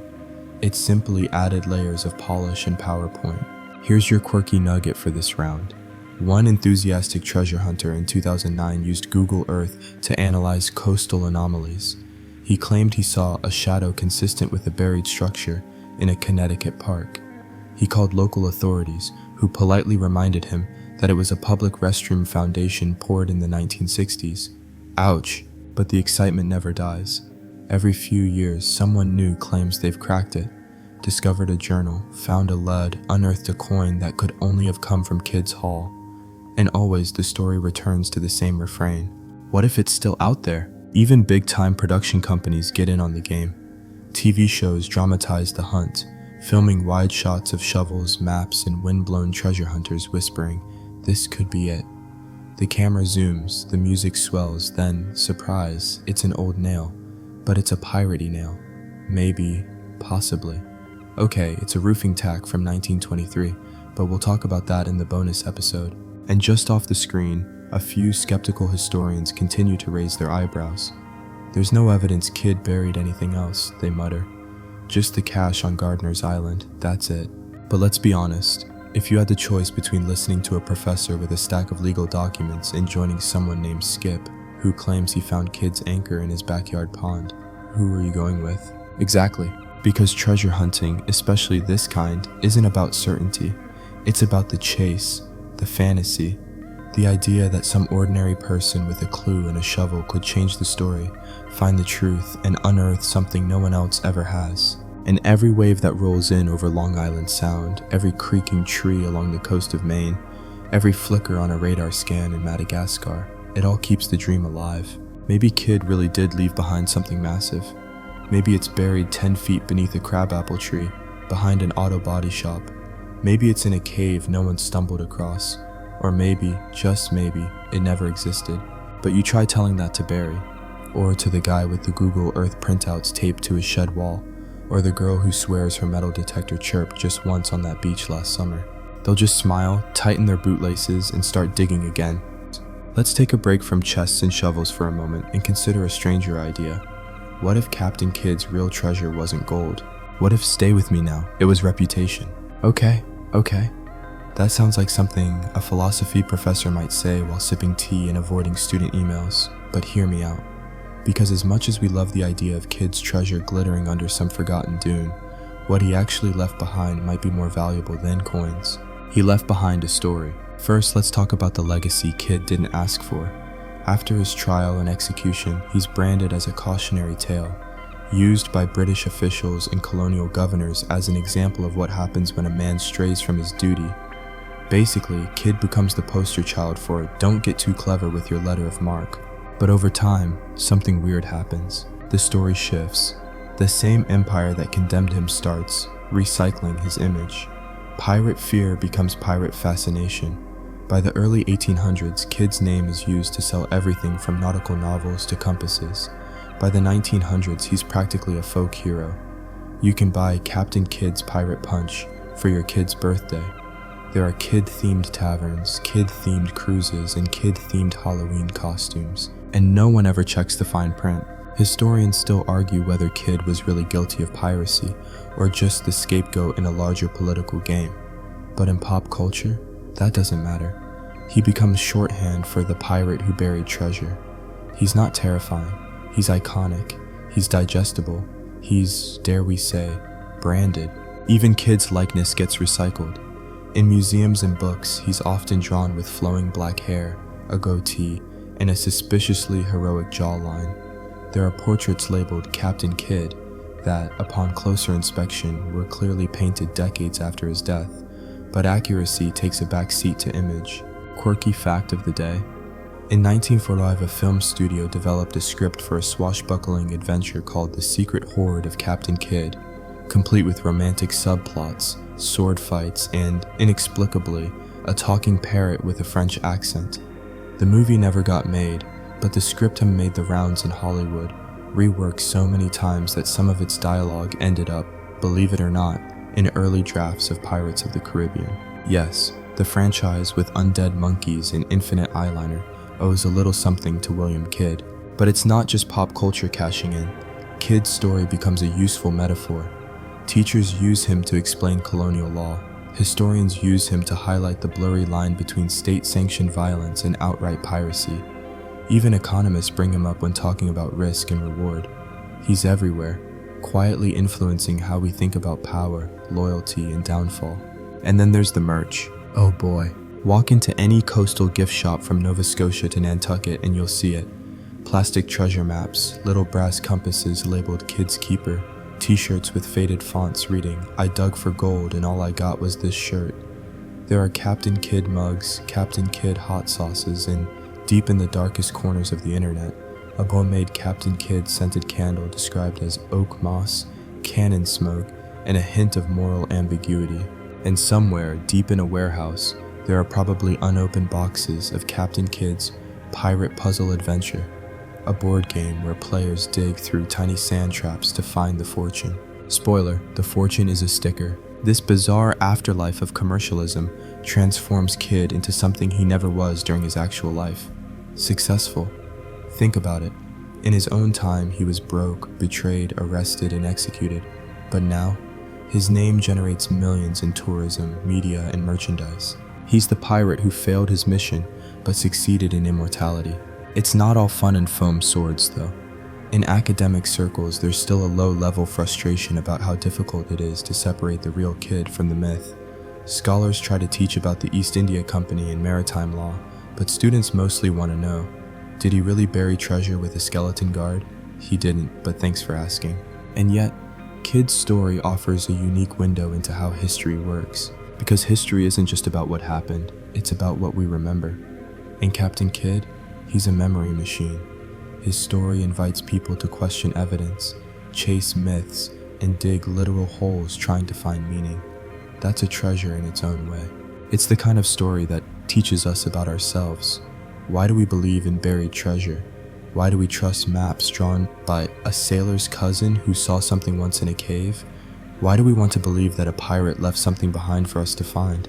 Here's your nightly nugget of fringe. In 1973, a group of sociology students from New Jersey conducted an experiment. They planted a fake pirate chest on a public beach, complete with weathered wood, fake coins, and a parchment note allegedly signed Kidd. Within hours of leaking the location, over 300 people arrived with shovels. Some started arguing over who called dibs. No one asked if it was real, they just believed. So maybe Kidd's treasure isn't in the sand or sea. Maybe it's in the minds of everyone who hears the waves and thinks, just one more dig. Moonlight traces its path across the Atlantic again, brushing over the tips of waves and lighting up one final stretch of beach. Somewhere, far from cities and streetlights, a figure walks slowly along the sand, metal detector humming softly, headphones snug, shovel tucked under one arm. They're listening for a ping. They're waiting for magic. And they're not the first. Because after centuries of digging, doubting, and daydreaming, the one question that never goes away is, what if it's still out there? Let's break it down. Captain Kidd absolutely left behind something. The stash at Gardner's Island? Verified. The logs? Solid. The commission from the crown? Real as powdered wigs. But it's everything after that. After the trial, after the execution, that ignites the furnace of legend. Because unlike most historical figures, Kidd left behind just enough smoke to convince people that, somewhere, there's still fire. And the fire might be a chest, or a map, or an X no one's found yet. It might be under a beach in New Jersey. It might be in the dense woods of Nova Scotia. Some insist it's still lying beneath the tidal flats of Madagascar. No matter where you go, the story follows. It's not just kids playing pirates anymore. It's geologists, retired naval officers, internet theorists with YouTube channels that have dramatic intro music and long pointed red arrows. People spend their lives researching Kidd, digging holes in their yards, diving off rocky coastlines with homemade equipment, and yes, getting chased off private property. Some people do it because they believe in the gold. Others do it because they just want to believe. Here's the really strange part. Even if there's nothing left, no chests, no coins, no skeletons with cryptic clues, Kidd's legend continues to grow. Every year, a new article, a new theory, a new lost letter appears. Just enough oxygen to keep the fire alive. Historians still argue whether Kidd was truly guilty of piracy or just unlucky in politics. But even they admit, off the record, that there's something tantalizing about the case. Maybe it's the gaps, the missing French passes, the crew who jumped ship, the voyage that never made sense. Or maybe it's just that singular, undeniable act, a captain rowing ashore at Gardiner's Island and hiding something beneath the dirt. Because if he buried one thing, you can see how easily it snowballs. Modern treasure seekers still reference his letters. They comb through trial records and court transcripts, hoping to spot a mistake or a clue everyone else missed. Some believe he spoke in code, his promises to lead authorities to the rest interpreted as riddles instead of regrets. There are theories that he gave away coordinates to a friend in exchange for a promise to protect his wife, or that a crewman memorized the location and carried it in secret until his death. One even suggests that Kidd disguised his loot as ballast and dumped it off a known shipping lane to retrieve later. Spoiler, he never retrieved it, but it's that unsolved ending, the unfinished arc, that really matters. In fiction, the hero either gets the gold or dies trying. In real life, Kidd's story ends with a swing, a snap, and a slow fade into legend. That's enough to keep imaginations humming for generations, and the search doesn't seem to be slowing down. As recently as the 2020s, tech-backed expeditions have tried again. LiDAR drones, magnetometers, underwater excavation rigs. Each time, they promise they're getting close. They've triangulated 3 likely sites. They've found anomalies in the seabed. They're talking with private landowners, seeking permits, planning digs. And every time, the gold stays silent. But here's what no one wants to admit. Most treasure hunters don't really want to find it. Because once it's found, if it ever is, the game is over. The mystery dies. The dream is boxed, cataloged, and placed in a museum with a plaque that says, "Recovered 2025. And while the finders will be rich, the rest of us will have to find a new bedtime story. So maybe in a weird way, the treasure is best left right where it is, or isn't. That's the beauty of Kidd's legacy. It's not about coins in a box. It's about imagination, curiosity. That gentle pull in your gut that says, just one more look, just one more shovel's worth. It's about the beach at dusk, the feel of cool sand under your feet, the breeze in your hair, and the strange, ancient notion that something waits just beneath the surface. Not for glory, not for riches, but for the story itself. Captain Kidd's gold may never surface, but his story, now that's the treasure that keeps on giving. The waves roll in slow now, easy and patient, as if they too have heard this story 100 times and still like the ending. The sand cools underfoot. The moon lifts higher, soft and heavy with sleep, watching over every quiet cove and stubborn mystery. Captain Kidd has long since vanished, but the tide keeps whispering his name. Sometimes a sigh, sometimes a question, sometimes just that small, thrilling shiver in the dark. Maybe there's something beneath the dunes, maybe there's not. But that's the spell of a good legend.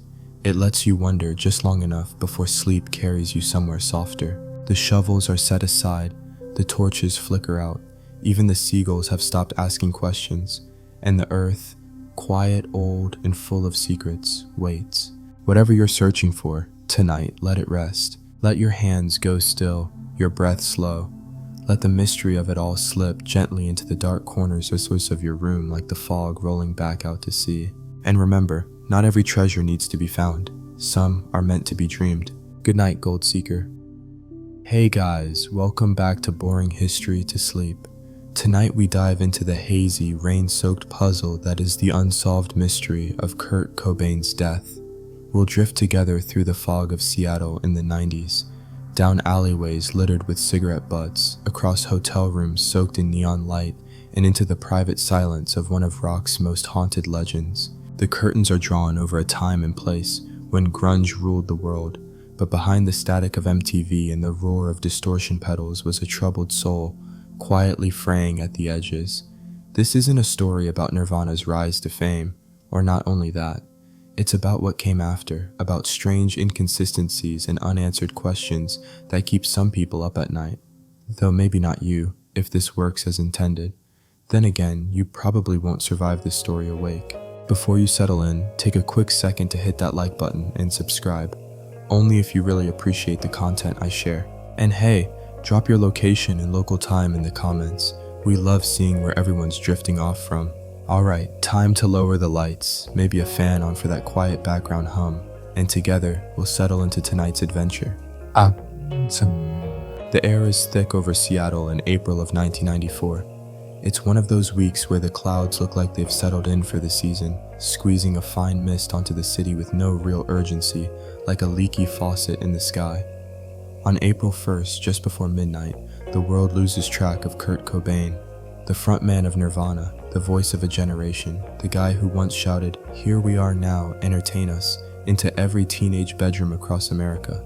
He vanishes. He's supposed to be in rehab, or more precisely, he was supposed to be in Exodus Recovery Center, a Beverly Hills facility that sounds more like a trendy yoga retreat than a place for detox. But Kurt isn't one for trendiness or schedules. He checks in on March 30th, then escapes on April 1st by hopping a 6-foot brick wall. Just like that. No guitar in hand, no goodbye, no paparazzi. He buys a plane ticket home to Seattle under his own name.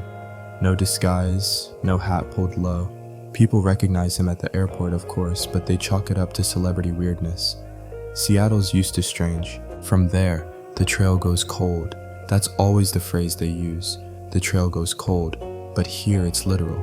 He arrives in a city where the air smells of wet concrete and pine needles, where a drizzle clings to the hem of every jacket, and even the streets seem to whisper. He may as well vanish into fog. At this moment, people who know him start to panic, but not all at once. Courtney Love, his wife, is in Los Angeles. She files a missing persons report on April 4th, but not as herself. She pretends to be Kurt's mom, Wendy. That's a little weird, but okay, sure. Maybe she thinks it'll be taken more seriously. Or maybe something else. One of those little facts that will make you tilt your head and go, huh. Now, the police do respond, but not with the urgency you might expect when an international rock star is missing.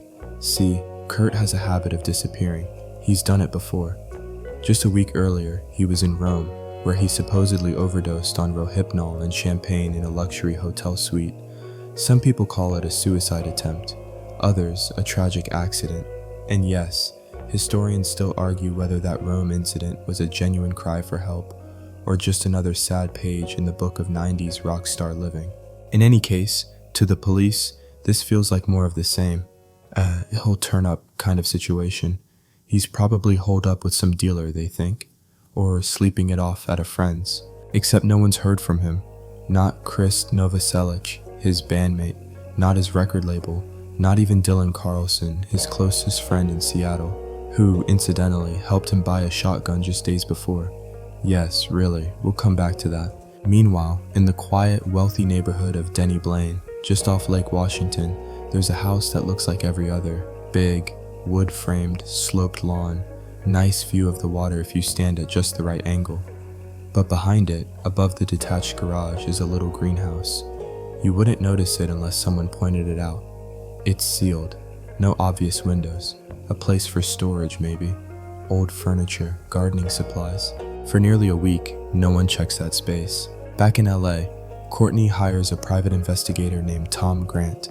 He's ex-LAPD, detail-oriented, the kind of guy who still uses a tape recorder and calls it evidence. She tells him Kurt is missing, maybe suicidal, maybe using again. She says she's scared. She says she doesn't trust anyone, not even the police. Grant flies to Seattle. He interviews people, tracks phone calls, starts logging behavior. He finds out that Kurt was spotted by a taxi driver outside his own house. Maybe. Or maybe it was a neighbor. Or maybe it was someone just saying they saw him. It's like everyone suddenly has a blurry memory and a strong opinion. No two stories match. Even the timelines feel soft around the edges. In a normal missing person case, this would all be annoying. In this case, it feels theatrical. Like someone's writing a screenplay where the main character is supposed to disappear permanently. Still, no one opens the greenhouse until April 8th. At 8:40 a.m., an electrician named Gary Smith arrives to install a security system. He walks up the driveway, sees the greenhouse, peeks inside, and sees a pair of sneakers, light blue, kind of like someone sleeping. Then he sees the rest. A shotgun across the chest, a pool of blood, a note pinned in place, and finally the face, or what's left of it. He steps back, calls the police. The news spreads fast. Within hours, it's on radio stations across the country. Kurt Cobain, dead at 27. Another member of the infamous 27 Club, Hendrix, Joplin, Morrison, now him. And just like that, the mystery begins. Because the note? It reads more like a letter to fans, quitting music, talking about losing the spark, feeling disconnected. But the final lines are about Courtney and their baby daughter, Frances. And those last lines, they're written in a noticeably different handwriting, almost tacked on. Even sleepy Seattle starts to buzz with suspicion. Kurt Donald Cobain is born on February 20th, 1967 in Aberdeen, Washington, a logging town that smells like damp sawdust and diesel, where dreams tend to get parked behind broken down Chevys. His childhood isn't all shadows, at least not at first. There are moments of light. He's a bright kid, creative, with a talent for drawing that impresses his teachers. But things crack early. His parents divorce when he's 9, and that moment, just a regular family breakup for most kids, hits Kurt like a sledgehammer. He never recovers from it, not really. He becomes what people call sensitive. He starts bouncing between relatives, couch to couch, never quite wanted long enough to feel safe. He draws weird comics. He listens to the Beatles and Black Sabbath, and he starts seeing the world as something fundamentally broken, a place where people lie and smile while they do it. Still, somewhere in that stormy little skull of his, music takes root. He picks up drums first, then guitar. By the mid-80s, he's hanging around Olympia's punk scene, living with a girlfriend who's studying at Evergreen State College and dumpster diving for groceries. Not exactly glamorous beginnings. Then he meets Chris Novoselic. They form a band. It morphs names a few times, Fecal Matter being the most charming one, but eventually they land on Nirvana, a word that sounds peaceful, which is funny because the sound they're chasing is the opposite. Raw, angry, bleeding edge loud. They play local clubs, they record a demo, and in 1989 they released Bleach, their first album, for just 606 $14. The world doesn't really notice yet, but underground scenes do. There's a buzz building, like something is about to snap. Then comes Nevermind. Released in 1991, it's an accidental nuclear bomb. Nobody expects it to do what it does, not even the band, especially not the record label, who prints just 46,000 copies initially. But the minute Smells Like Teen Spirit hits MTV, everything changes. High school kids in Iowa suddenly want to dress like they haven't slept in 3 days. The polished hair metal scene gets evicted. The 90s officially begin. And Cobain, he becomes a reluctant icon. The guy who didn't even want to be famous becomes the face of youth disillusionment. Here's a fun fringe tidbit. At the height of their fame, Kurt writes a letter to MTV demanding they let them play a song called Rape Me during the Video Music Awards. It's an obvious provocation, yet he wins. They let him do it. That's how powerful he becomes, enough to bend corporations, if only for a moment. But that power is a burden he never asked for. He hates interviews, he fidgets through TV appearances. When asked what he'd be doing if Nirvana hadn't exploded, he once deadpans, probably working at a gas station, and part of you suspects he's not joking. By 1992, Kurt is married. Courtney Love, frontwoman of the band Hole, becomes his other half in every sense. Chaotic, devoted, reckless, creative. The press can't get enough of them. They call her Yoko of Grunge, among other less flattering names. And together, they have a daughter, Frances Bean Cobain. For a flicker of time, it looks like stability, but it's not. Kurt's stomach pain, undiagnosed, chronic, debilitating, never goes away. Some think it's psychological, others think it's physical. Either way, he starts using heroin not for rebellion, but for relief. Better than a lobotomy, he jokes in one interview. This is where the golden boy starts to break. Heroin becomes part of his routine. And unlike some musicians who keep it behind closed doors, Kurt is barely pretending. He overdoses more than once. There are concerts he barely makes it through. In 1993, during an appearance on Saturday Night Live, people backstage whisper that he's using again. You can see it in the slow blink of his eyes, the way he slouches into himself like a man trying to disappear. There's one strange moment that fans always point to, an unplugged concert for MTV in November 1993. Nirvana plays by candlelight, surrounded by lilies, looking like they're performing at their own funeral. Kurt wears a ratty green cardigan and sings "Where Did You Sleep Last Night" with the kind of haunted energy that makes people wonder if he knows how close the end really is. Historians still argue whether that performance was prophetic or just painfully honest. Around this time, Kurt's journals become darker. He writes pages of looping thoughts, scribbles of pain and paranoia. He sketches disturbing images. Some of the pages are poetry, others are barely legible spirals of confusion. He talks about feeling like a fraud, about how he doesn't love music anymore, about wanting to quit. And here's a weird but true tidbit. At one point, Cobain reaches out to Michael Stipe of R.E.M., hoping to collaborate. Stipe invites him to work on music in Georgia, but Kurt never makes the trip. It's one of those eerie what-if footnotes. What if he had gone? Would we be telling a different story? Instead, his world shrinks. He tries rehab. He gets clean for a bit. Then he relapses. Courtney tries to intervene, sometimes with threats, sometimes with love, always on camera. Tabloids lap it up. Rock's royal family in crisis, they scream. And somewhere in this pressure cooker, Kurt starts looking for a way out. Not necessarily of life, but of all this. The fame, the scrutiny, the relentless noise.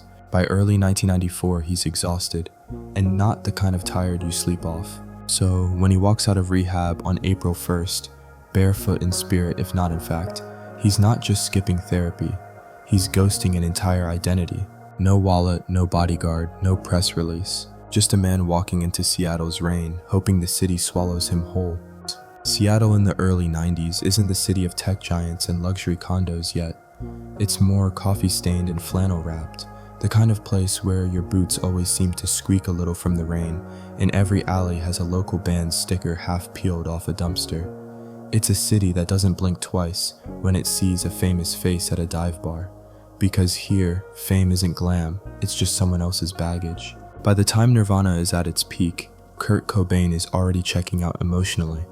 Behind the walls of his $1 million house in Denny Blaine, fame is less of a thrill and more like being watched in a glass box while your soul curls into a ball in the corner.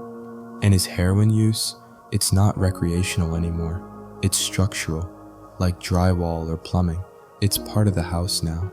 The combination of constant touring, fatherhood, a strained marriage, and the media circus poking into his life every week takes a heavy toll. There's one particular incident in 1993 that catches attention. While on tour in New York, Kurt overdoses on heroin before a show. Courtney finds him unconscious, revives him by punching him in the chest, like some kind of tragic punk CPR, and then he goes on stage later that night and performs like nothing happened. Fans scream, cameras flash, but no one sees the bruise just under his shirt. He's playing through the pain, literally and metaphorically. At the same time, Nirvana is still massive. They release In Utero in September 1983, a record that's rawer, less radio-friendly, and produced by Steve Albini, who deliberately makes it sound like it was recorded in a bunker. Songs like Heart-Shaped Box and All Apologies show Kurt's songwriting at its most vulnerable. But behind those haunting lyrics is a man slipping under the surface. A lesser-known tidbit: during this period, Cobain has a weird fascination with taxidermy. He buys a collection of stuffed animals, real ones, and mounts them on the walls of his recording space. It's bizarre, and maybe symbolic. Creatures caught midlife, frozen in time, just like him. By now, his relationship with Courtney is a full-blown circus. There are fights, public breakdowns, love letters, and screaming matches. In one interview, Kurt calls her his soulmate. In another, he admits they're both destructive. Frances Bean is their anchor, but even she can't always steady the ship. Social services even get involved at one point, questioning whether the baby should be in their care. That's the level of chaos they're swimming in. In March of 1994, after the infamous Rome overdose, where Kurt mixes champagne and 50 Rohypnol pills and ends up in a coma, things start to spiral. Courtney tells the press it was an accident, but later she backtracks and says it was a suicide attempt. Even her version of events changes depending on the day. Historians still argue whether Rome was a cry for help or just a terrible decision made by a man who hadn't slept well in a decade. Kurt survives that incident. He even jokes about it later. But the truth is, something inside him seems to shut down afterward. He becomes more withdrawn, talks less, smiles even less than usual, which is really saying something. During this period, people around him start to get nervous. His bandmates, Chris and Dave, are trying to hold things together, but it's like putting duct tape on a sinking canoe. Managers scramble. Courtney oscillates between pleading and panicking. At one point, there's an intervention. Friends and family gather to confront Kurt, hoping to shake him awake. But he's already halfway gone. He agrees to check into Exodus Recovery Center, possibly just to get everyone off his back. On March 30th, 1994, he arrives there with minimal fanfare. Now, this is no gritty facility with harsh fluorescent lighting. It's a luxury rehab center in Beverly Hills. Private, serene, complete with palm trees and mineral water on tap. Kurt checks in under his real name, not bothering with aliases or even a disguise. In true Cobain fashion, he spends the first day mingling with other patients, talking about music, signing autographs. Some say he seemed upbeat, others say he was eerily calm, like someone who's already said goodbye. Then, 2 days later, he hops the 6-foot fence and disappears. He doesn't check out, doesn't tell anyone where he's going. He just climbs the wall, like a ghost escaping its own grave. From there, it's confirmed that he flies back to Seattle. A friend later recalls seeing him at the airport, looking tired but not distressed. He wears his usual cardigan, the one fans now recognize from the MTV Unplugged concert, the cardigan that will later be auctioned off for hundreds of thousands of dollars, stained with cigarette burns and history. Once he lands, the trail gets murky. There's an ATM withdrawal near his home. Some say they saw him near Capitol Hill. Others swear he was at a local gun shop. The city starts to feel like a stage where Kurt might appear at any moment, slipping through the edges of every memory like a cigarette ghost. One cab driver claims he picked up a man who looked like Cobain, pale and hunched, asking to be taken to Veretta Park, a small green patch near his house where locals go to smoke and think. Maybe that was him, maybe it wasn't. And here's the kicker. During this time, his own family doesn't even know he's missing. Courtney knows, but she doesn't tell them right away. Instead, she hires Tom Grant, the private investigator, to track him down. When she does finally file a missing person report on April 4th, she pretends to be his mother, Wendy.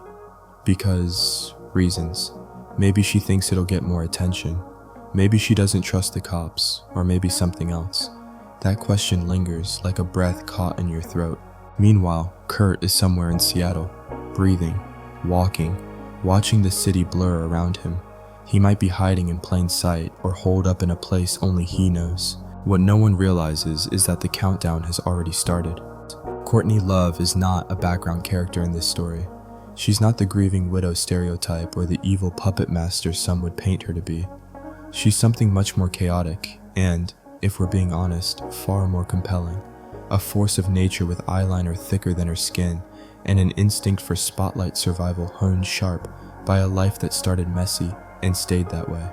When she and Kurt meet, it's not exactly a fairy tale, more like two crashing satellites noticing they're on the same orbital path. They officially get together in 1991, just as Nirvana explodes and their relationship becomes as famous and infamous as the band itself. They're punk royalty. Her band, Hole, is gaining traction.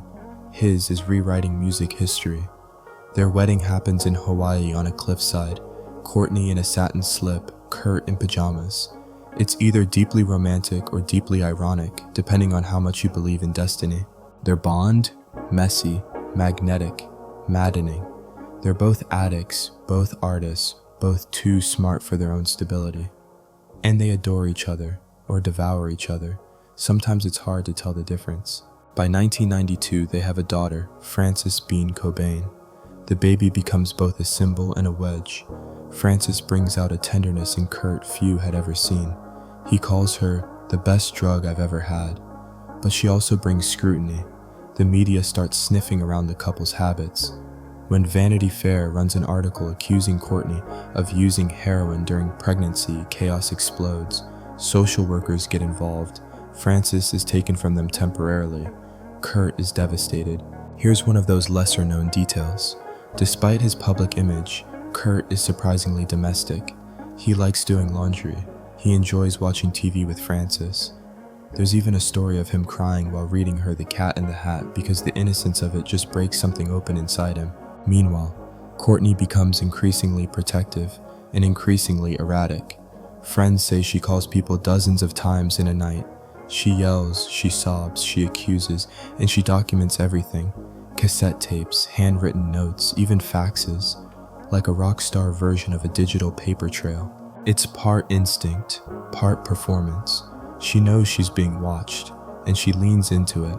Now, fast forward to early April 1994. Kurt's missing.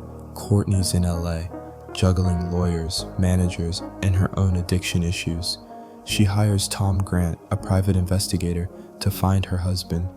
But from the very start, things are weird. She won't give him a clear explanation of what happened in Rome.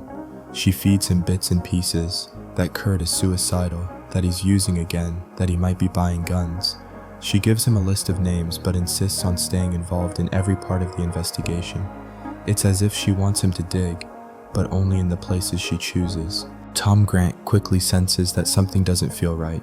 He starts recording every call with Courtney. And here's where the conspiracy theories find their birthplace, on those scratchy cassette tapes. In one call, Courtney claims she found a suicide note under Kurt's pillow. Then later, she says she never saw one. In another, she seems oddly calm. Too calm, some would argue. And then, when Kurt's body is discovered, she suddenly claims she knew he was in the greenhouse all along, but that no one believed her. Historians still argue whether Courtney's behavior during this period is suspicious, manipulative, or just the unraveling of someone genuinely in grief and spinning out. Interpret it how you will. This part of the story remains blurry. Backtrack slightly. About a week before Kurt disappears, he convinces his friend Dylan Carlson to help him buy a shotgun. Kurt says he needs it for protection. He's afraid of intruders, stalkers, drug dealers. Carlson agrees and uses his own name, since Kurt's would flag the system due to recent legal issues. Now pause there. That's a strange move, right? If Kurt's suicidal, why buy a second gun since he already owned one? And why claim it's for protection? Some skeptics think it's evidence that he wasn't planning to end his life. Others say it was part of a longer downward spiral, a man preparing his exit with small, cryptic steps. Either way, that Remington Model 11 20-gauge shotgun would end up in the greenhouse, alongside his body, alongside a note. Courtney's public reaction to Kurt's disappearance is frantic. She cancels her tour, she makes phone calls, she checks into a hotel under a fake name and gets arrested for drug possession just days before the body is discovered. Some call that a breakdown, others wonder if it's a smokescreen. And here's a weird tidbit you might not have heard. At one point during Kurt's disappearance, Courtney calls Seattle police and insists they confiscate all the firearms from their home. They do. But somehow, the shotgun bought with Carlson's help remains undiscovered, as if it wasn't in the main house at all. Which, of course, it wasn't. It was in the greenhouse. There's one more wrinkle. Courtney gives conflicting reports about her movements during the days Kurt is missing. She tells Tom Grant she's in LA, then claims she's flying up to Seattle, then says she didn't. Her timeline is foggy. Some say deliberately. Some say grief does that. To be fair, she's not the only one acting oddly. Several people close to Kurt, including his bandmates, seem hesitant to speak in specifics. There's a sense of walking on eggshells, like everyone knows more than they're saying, but saying it might blow up something bigger. Whether Courtney was controlling, grieving, or something far more complicated remains one of the central unsolved questions of this story. She's neither fully villain nor victim, just a human vortex, pulling the mystery ever deeper into itself. And through it all, Frances, just a baby, sleeps in her crib, unaware the world is about to reframe her father as either a tragic poet or an unresolved crime scene.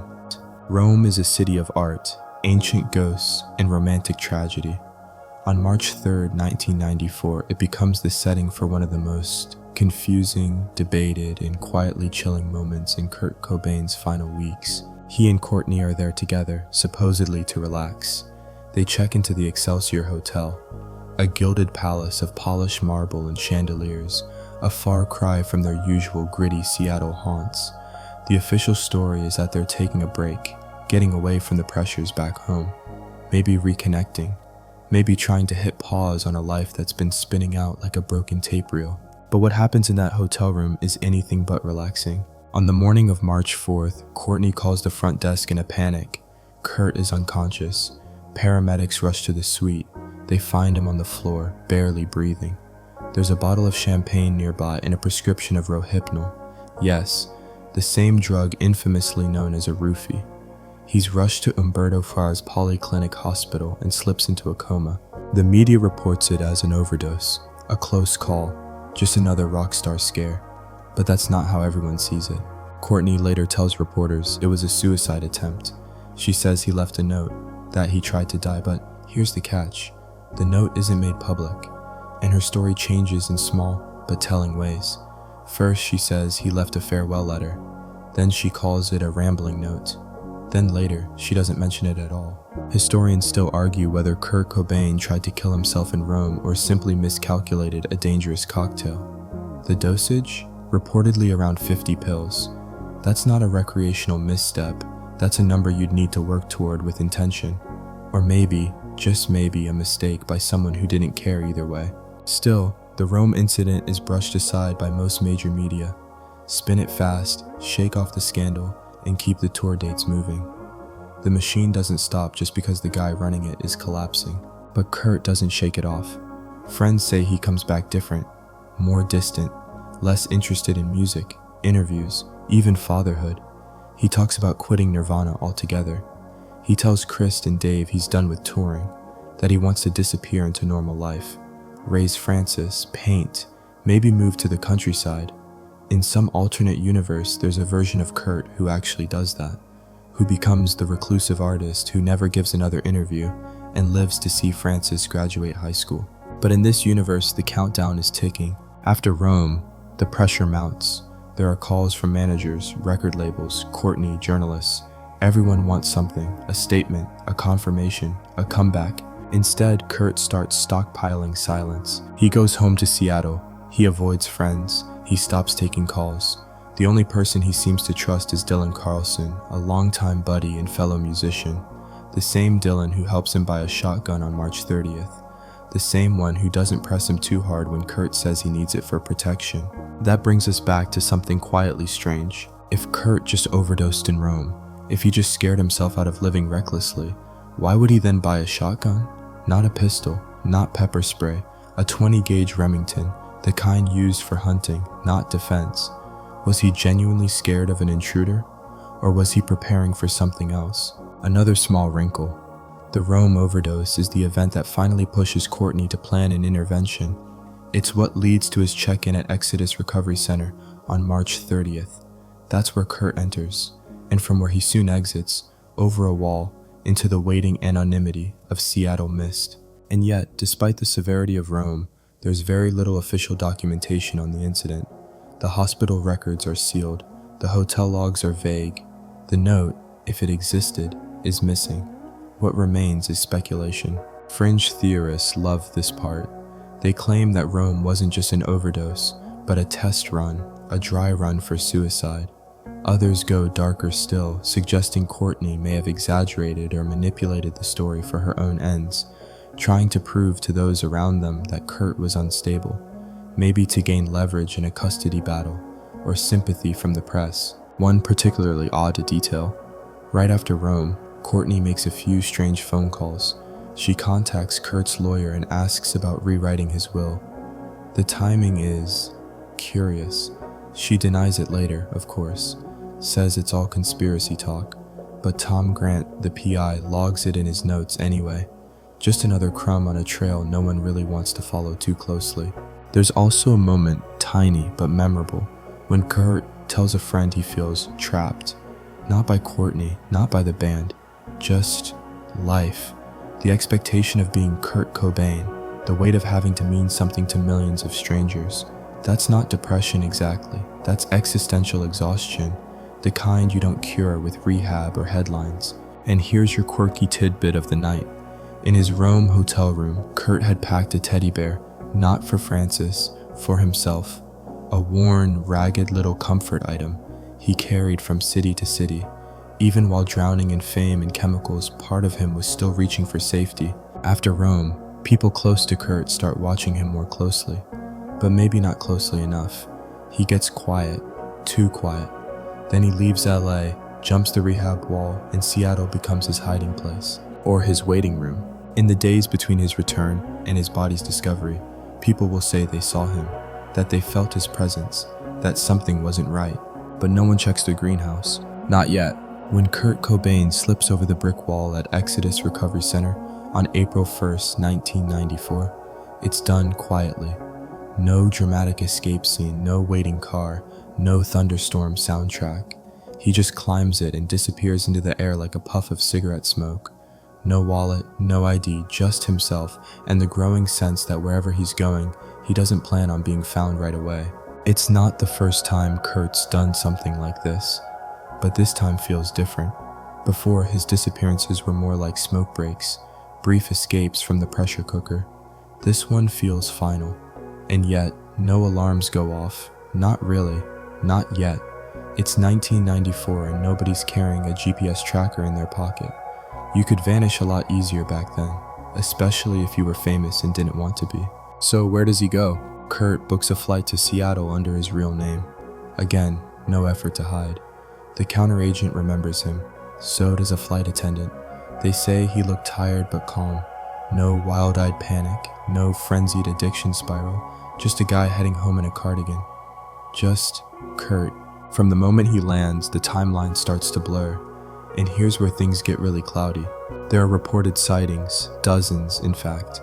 A cab driver says he picked up someone looking like Cobain near Capitol Hill. Another swears he saw him at a gun shop, pacing nervously. One neighbor thinks he saw Kurt walking near Veretta Park, the patch of green next to his home. Another claims to have seen a figure moving through the shadows near the garage. The sightings don't match up. Different clothes, different directions. Some swear it was him. Others say no way. And there's no surveillance footage, no verified paper trail. It's like trying to trace footsteps in fog. Meanwhile, Courtney Love is still in LA, sounding alarm bells, but only sort of. On April 3rd, she hires Tom Grant, the private investigator. She says she's worried, says Kurt's missing, and she's afraid for his life. But she doesn't call the police right away. When she finally does file a missing persons report on April 4th, she pretends to be Kurt's mom. Yes, really. She identifies herself as Wendy O'Connor. Why? Some say she thought it would help the police take it more seriously. Others find it suspicious, a kind of red flag dressed in motherly concern. The report claims Kurt bought a shotgun, is possibly suicidal, and hasn't been seen since leaving rehab. It's not inaccurate, but the way it's filed, the deception, the vagueness, feels like someone trying to steer the story. At this point, Kurt's credit cards are still active. That's a key point. Courtney instructs the bank to monitor the cards for any activity. And here's the strange bit. There is a charge. Someone tries to use one of the cards in Seattle, but it fails, either denied or canceled mid-use. Then suddenly, all the cards are shut off. That means if Kurt was using those cards to survive, to eat, to get around, he just lost access to everything. The next thing we know, Tom Grant flies up to Seattle to begin the search himself. He and Dylan Carlson, Kurt's friend and the guy who helped him buy the shotgun, start driving around the city. They go to Kurt's home, the garage, the surrounding area. They even look into the greenhouse, but here's the twist. They don't actually go inside. Dylan, who's been to the house before, tells Grant that the little building above the garage is just a storage attic. Nothing important, so they skip it, just walk right by. In height, Kurt's body is already there. That greenhouse sits silently while detectives, friends, and even a private investigator circle around it like sleepwalkers in a maze. Historians still argue whether this was a tragic oversight or something stranger. One unlocked door could have ended the mystery a full 3 days earlier. Instead, it waits, sealed up like a time capsule, hiding the final moments of a man everyone is supposedly trying to find. Meanwhile, Seattle itself keeps going. The rain keeps falling, the local music scene still hums, and in the Denny Blaine neighborhood, nothing seems amiss. Residents walk their dogs. Kids ride bikes past the very garage where one of the most famous musicians in the world lies dead and undiscovered. That haunting detail is often overlooked. Kurt wasn't found in the woods or in a remote hotel. He was in his own backyard, and no one checked. Not his family, not the cops, not his friends. Even stranger Courtney, despite expressing frantic concern, doesn't fly to Seattle until after his body is found. She calls people, leaves messages, gives conflicting information to Tom Grant, but she stays put. Maybe out of grief, maybe out of guilt, or maybe for reasons darker still.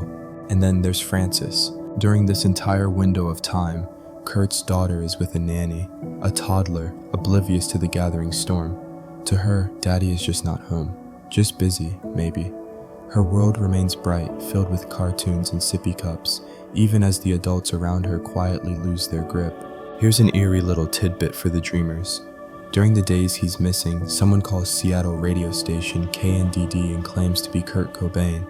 The caller leaves a cryptic message, asking that Nirvana songs be played less often. No one verifies the voice. Could have been a hoax, could have been real. The call is never traced. In the background, Tom Grant becomes increasingly uneasy. He logs Courtney's behavior.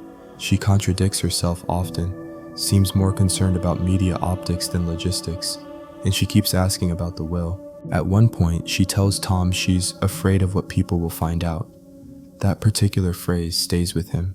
It's the sentence that turns him from investigator to whistleblower. But still, the greenhouse remains undisturbed. By April 7th, Kurt has been missing for 6 days. That's nearly a week.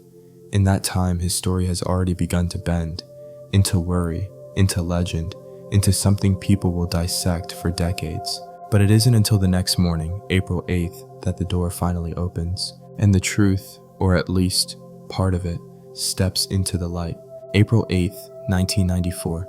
The sky over Seattle is the color of a dirty t-shirt, damp and indecisive. Around 8:40 a.m., an electrician named Gary Smith arrives at Kurt Cobain's house to install a security system. He parks his van, walks past the main house, and heads toward the garage. Nothing unusual, just another job, another day. Then he sees it. A small greenhouse perched above the detached garage. A modest space. Narrow windows, the kind you barely notice. Gary glances up and catches something strange inside. Just a flash of color. Shoes, blue Converse, facing the wrong direction. He peers in for a closer look. What he sees next doesn't register immediately. There's a man slumped on the floor, there's a shotgun, and there's blood, a lot of it, smeared, static, like paint that's been left too long to dry. The man isn't moving. Gary doesn't open the door, he doesn't go inside. He calls the police and waits. This is how the world finds out that Kurt Cobain is dead. It's been 3 days since he died, maybe more. The coroner will later place the estimated time of death at April 5th, around mid-morning, meaning Kurt was already gone when people thought they saw him wandering Capitol Hill, when Courtney was calling lawyers, when Tom Grant was checking the main house. The greenhouse had been sitting with its secret sealed tight. When police arrive, they find the scene in a state of eerie stillness.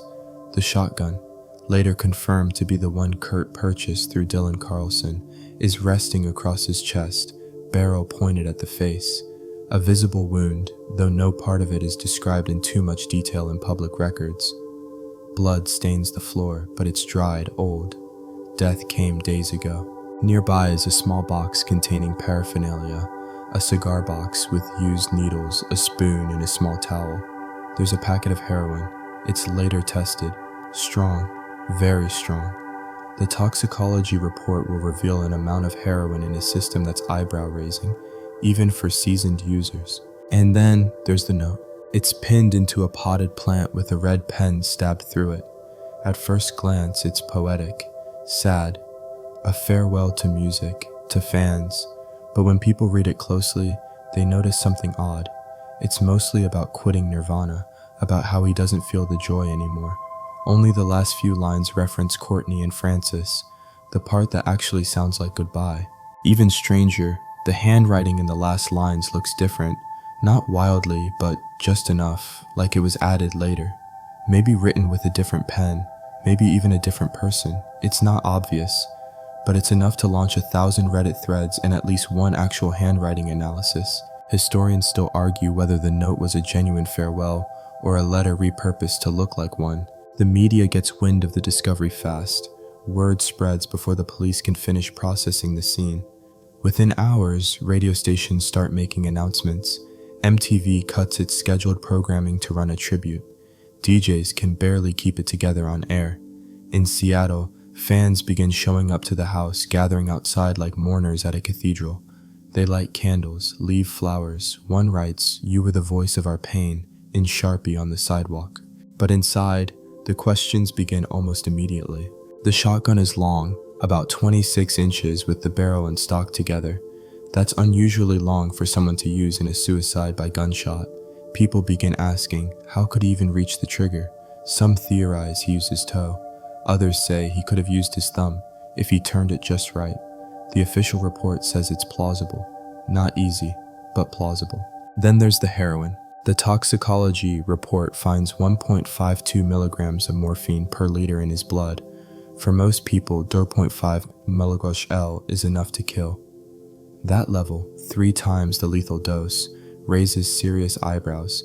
Could someone that high even lift a gun, let alone aim it and pull the trigger? This becomes one of the central mysteries. Some experts argue that addicts build tolerance, that Kurt's use was so frequent, so intense, he could have been functional even with those levels. Others scoff at that, saying it's impossible, that someone with that much heroin in their system wouldn't be upright, let alone coherent. Here's a little known tidbit. Seattle police never took fingerprints from the shotgun. Not properly. There were 4 latent prints on it, but they were described as unusable. No follow-up, no detailed forensic analysis, just an official conclusion of suicide. Case closed. Even the positioning of the body feels staged to some. His shoes are neatly on. The box of drug paraphernalia looks oddly organized. The scene, while undeniably violent, doesn't seem chaotic in the way one might expect from a desperate act. To be fair, not all of this means foul play. People die in weird ways. Messy lives sometimes end in strangely tidy moments. But the inconsistencies, they're sharp enough to catch your nail on. Tom Grant, still in Seattle when the body is found, is stunned. He realizes with sick certainty that he was steps away, from discovering the body himself. That greenhouse? He'd passed by it with Dylan Carlson just days before, and Dylan, his friend, had waved it off. That particular fact will haunt Grant for the rest of his life. After the discovery, the Seattle Police Department immediately classifies the case as a suicide. No signs of forced entry, no signs of struggle. A note, a history of depression, a recent overdose in Rome. The boxes are checked, the file is marked, and the public narrative is set. But the case file? It's thinner than you'd expect. The scene was photographed, yes, but many of those photos were sealed. For years. And evidence, physical evidence like the shotgun, wasn't stored with the thoroughness a high-profile death typically commands. Some items were even destroyed later as part of routine disposal. Fans begin to question it all. So do independent investigators. And conspiracy theories start to bubble. Not fringe internet tinfoil, but serious speculation from people with backgrounds in law enforcement, medicine, forensics. Meanwhile, in Seattle, the vigil outside Kurt's home grows. Veretta Park, just next to the house, becomes a sort of shrine. Fans leave letters, poems, cassette tapes, guitar picks. Some carve his lyrics into the wooden benches. And above it all, the greenhouse window, just visible through the trees, stays closed. The greenhouse where Kurt Cobain's body is found is not what you'd call dramatic. It's modest, almost forgettable. A small room above a detached garage with dirty glass panes and the kind of chipped paint you stop noticing after a while. Not the kind of place you expect the last chapter of a legend to unfold. But on April 8th, 1994, it becomes the epicenter of a cultural earthquake. When the news of Kurt's death spreads, it's met with a mixture of disbelief and that uncomfortable flicker of morbid confirmation. People had been waiting for this, dreading it, yes, but also preparing. He had been a ticking clock for years. Drugs, depression, fame, the Rome incident just a month earlier. Still, to have it confirmed in such final terms sends shockwaves. The Seattle Police Department quickly wraps up the scene. They photograph it, collect what they consider relevant evidence, write a report. The case is ruled a suicide almost immediately. It ticks all the standard boxes: previous drug use, a farewell note, a locked room, and a gunshot wound to the head. But like we mentioned, this isn't a neat scene, not if you really look at it. Let's start with the gun. It's a Remington Model 11 20-gauge shotgun, a heavy, long-barreled weapon, not something easily handled in tight spaces. People who know guns, like Dylan Carlson, the friend who helped Kurt buy it, later say it would have been difficult for him to fire it at himself, given its length. Now, police do find a spent shell casing, and they confirm that the gun was discharged. But there's an ongoing debate about how feasible it is for a man allegedly high on multiple times the lethal dose of heroin to operate such a weapon. Even stranger, there are no legible fingerprints on the shotgun. None. Zero. This fact alone sends conspiracy theorists into high gear. Suicide with a firearm usually involves some sort of grip. You'd expect partial prints, even smudges. But the police report notes that although 4 prints were lifted, they were incomplete and not usable. That could happen, sure, but it's uncommon. It's like someone wiped it down. That detail hovers, unsatisfied. Then there's the note. It's written on stationery from a San Francisco rehab facility called Exodus. A detail that checks out. Kurt had been there just a few days earlier.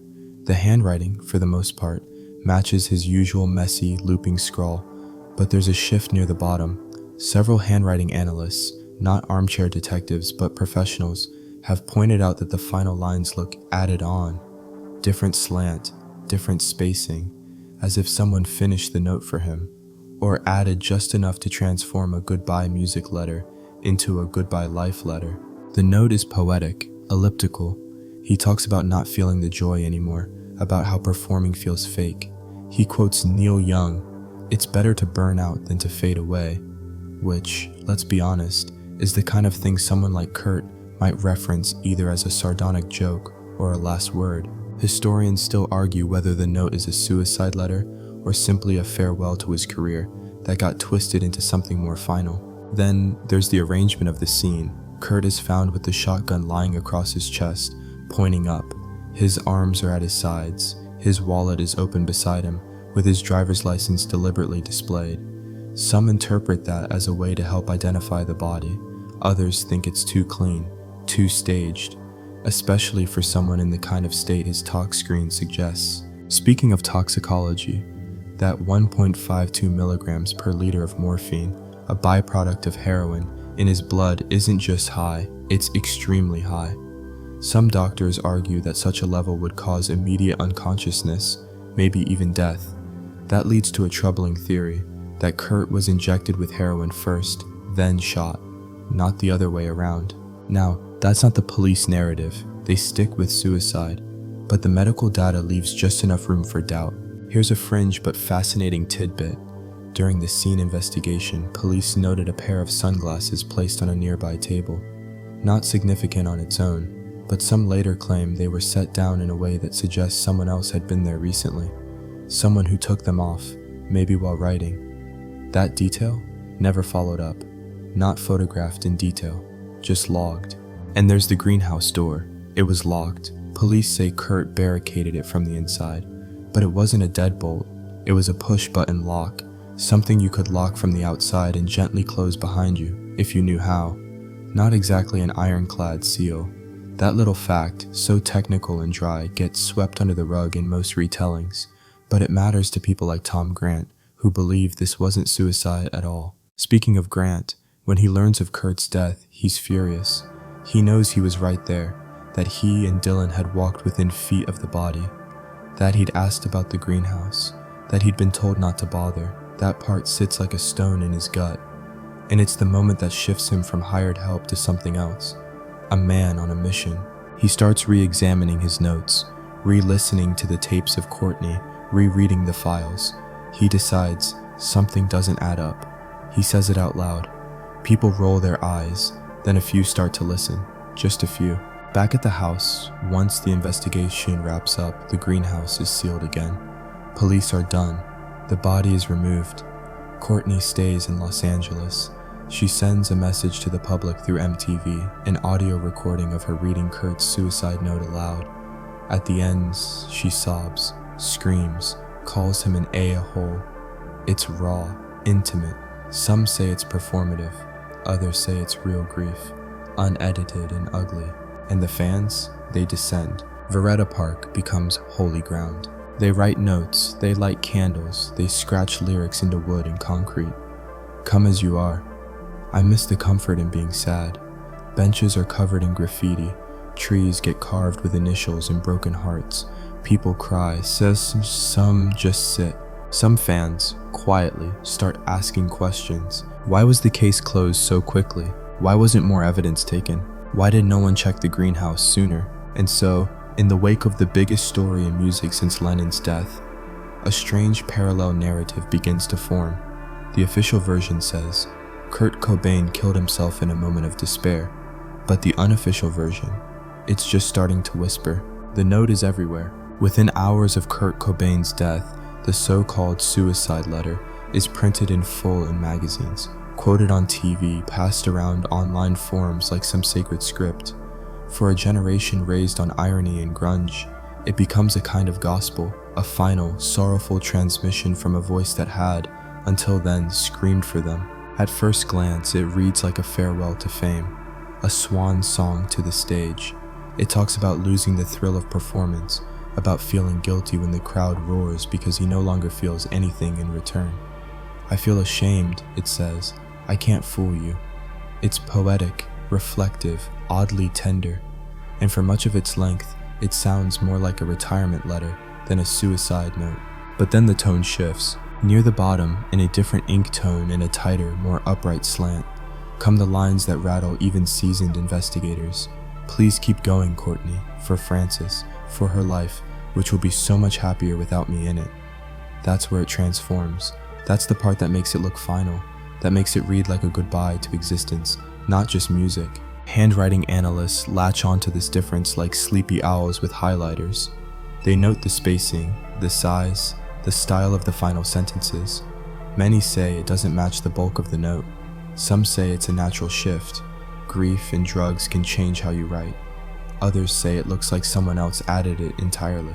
Historians still argue whether those last lines were written by Cobain or crafted posthumously to reframe the letter's meaning. Then there's the context. The notepad used is from Exodus Recovery Center in LA, the same facility Kurt walked away from just days before. The note isn't folded, isn't creased, it's pinned into a potted plant next to his body. And the red pen used to write it is stabbed through the top of the note, like someone wanted to be sure it stayed in place. Fans start comparing it to earlier notes from Kurt, journal entries, lyrics, even random scribbles. They find similarities, but not consensus. Conspiracy theorists point to a particularly bizarre coincidence. The last lines of the note resemble phrasing that appeared in Courtney Love's own journal. In a rare interview, one of her former friends claims she once practiced writing fake suicide notes, an accusation she denies. Still, the whisper grows. And then there's the missing note, or rather, the other note. Remember Rome? When Kurt overdosed, or attempted suicide depending on which version of history you subscribe to, Courtney claimed he left a note that night too, but that note has never been produced. No one outside her circle has seen it. No copies, no scans, no verification, just her word that it existed. It's a tiny crack in the narrative, but conspiracy loves cracks. Through them, entire narratives bloom. A lesser-known tidbit, A Japanese TV station once ran a special on Kurt's death and hired 2 independent handwriting analysts from Tokyo. Neither had any stake in American media or music culture. Both concluded the last lines of the note were highly inconsistent with the rest. Of course, the episode never aired outside Japan. Meanwhile, Seattle police treat the letter as final proof. It's suicide. Case closed. No further testing. No forensic breakdown of the ink or paper fibers. Just a photograph, a scan, and an assumption. Tom Grant, the PI Courtney hired, isn't satisfied. He gets a copy of the note and begins comparing it to everything he can find. He talks to handwriting experts. He releases his theory that most of the letter was a goodbye to music and the ending was added, either by Courtney or someone close to her, to reframe it as a suicide. To some, that sounds absurd. To others, it sounds exactly like how you'd misdirect a tragedy. Grant's argument is that Kurt was preparing to leave Courtney, that he wanted to quit Nirvana, get clean, fight for custody of Frances, that someone, fearing divorce, the end of Nirvana, and the loss of money, preempted that move. Another strange point. In his recordings, Grant catches Courtney admitting she hadn't even read the note all the way through at first. "I don't need to read it," she says, sounding either numb or evasive. "I know what it says." Or does she? Here's something haunting. The note begins by addressing Bora, Kurt's imaginary childhood friend. It's a strange childlike touch, as if he's reverting back to some safer mental place. It gives the letter a surreal tone, like it was written by someone slipping away from adulthood one last time. And then, that Neil Young quote, "It's better to burn out than to fade away." That line appears in the middle of the letter, not the end. It's become iconic, printed on t-shirts, graffitied on high school lockers, but in the actual note it's almost buried. An offhand reference, not a mic drop finale. So many people have read meaning into that quote. Some say it was Kurt's final statement. Others note, quite accurately, that Kurt hated cliches. He may have included it with sarcasm, not reverence. He once mocked people who romanticized self-destruction. He called it lazy, and yet here we are. After the note is released, Courtney stages a public reading of it. She records herself reading it aloud, crying, pausing, breaking down. She calls Kurt a jerk. Then she plays the tape to a group of fans holding vigil at Veretta Park. She sends it, in her words, so they wouldn't all go kill themselves. The audio is raw. Some people appreciate the candor. Others call it a performance. Either way, it spreads. And the note becomes lore. It's printed in full in Rolling Stone, quoted by newscasters, dissected in psychology classes, scribbled into the notebooks of teenagers who are themselves one bad semester away from their own tailspin. It's remembered, but not always believed. Years later, when the case file is reopened briefly by Seattle PD, they confirm the note is still in evidence, but they don't reanalyze it. They don't test the ink. They don't compare the pressure of the strokes. Just a quick glance and back in the file it goes, which leaves everyone else with the same old question. Did Kurt Cobain write that entire letter, or did someone finish it for him? When Tom Grant picks up the phone on April 3rd, 1994, he thinks he's dealing with a fairly routine missing person case, an overwrought rock star gone temporarily AWOL, but the woman on the other end of the line isn't interested in routine. She's Courtney Love. She talks fast. She's erratic. She says her husband's missing, maybe suicidal. She wants answers, fast, but she doesn't want the police involved, not directly. That's his first red flag. Tom Grant is a private investigator based in LA, formerly with the Los Angeles County Sheriff's Department. He's clean-cut, methodical, not particularly into grunge music. He's used to cheating spouses and missing credit cards, not unraveling the last days of a cultural icon. But something about Courtney's tone, equal parts desperation and micromanagement, makes him suspicious almost immediately. She hires him to locate Kurt, says she thinks he might be hiding in Seattle, says he's been depressed, maybe using again, but she doesn't give him much more than that. And as the days pass, she keeps calling, leaving voicemails, adding little inconsistencies each time. So Tom starts recording. That decision, clicking record on a spiral-bound cassette deck, is what eventually turns him into the loudest voice against the official story. Grant arrives in Seattle on April 6th, 2 days before the body is found. He meets up with Dylan Carlson, the friend who had helped Kurt purchase the shotgun a week earlier.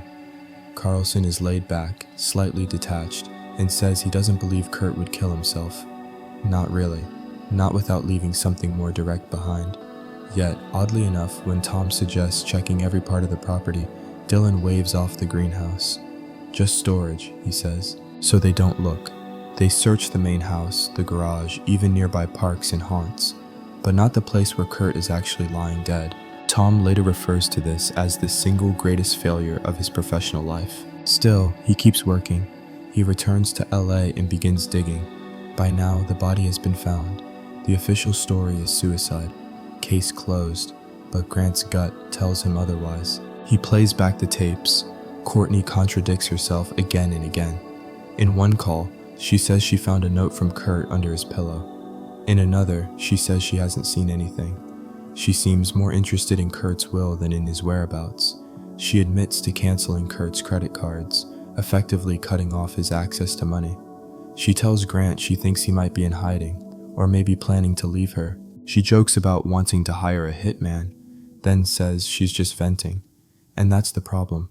With Courtney, every sentence can bend in 3 directions. Historians still argue whether her erratic behavior during those days reflects genuine grief, self-protection, or something more manipulative. Tom Grant doesn't just have questions, he has recordings, and he starts sharing them. He publishes a timeline of events on his personal website.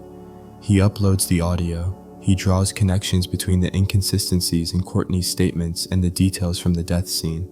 And slowly, a new version of the story begins to emerge. According to Grant, Kurt wasn't suicidal. He was preparing to leave his wife. He wanted out of the marriage, out of Nirvana, and maybe even out of LA entirely. Grant claims Kurt had contacted his lawyer about removing Courtney from his will, that he was planning to get clean and fight for custody of Frances, that someone had a financial and emotional motive to stop him. Of course, this makes Grant an instant target. He's called a conspiracy theorist, a fame hunter, a crank. Journalists roll their eyes, but others start paying attention.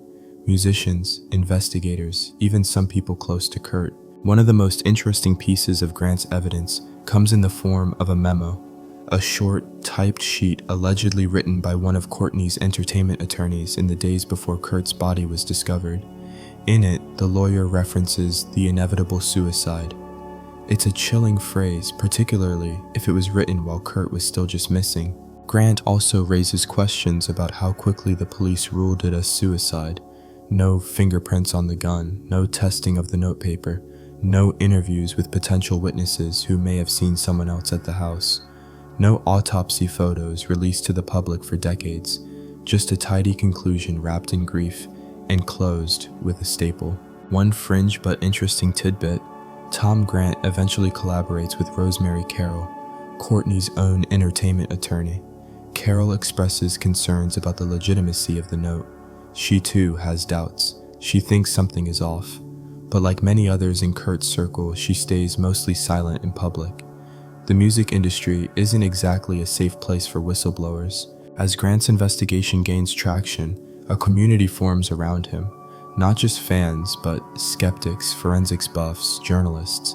They build forums, write zines, launch independent documentaries. Kurt and Courtney, soaked in bleach, each one casting doubt on the official version of Kurt's death. Some of these theories spiral out into wild territory.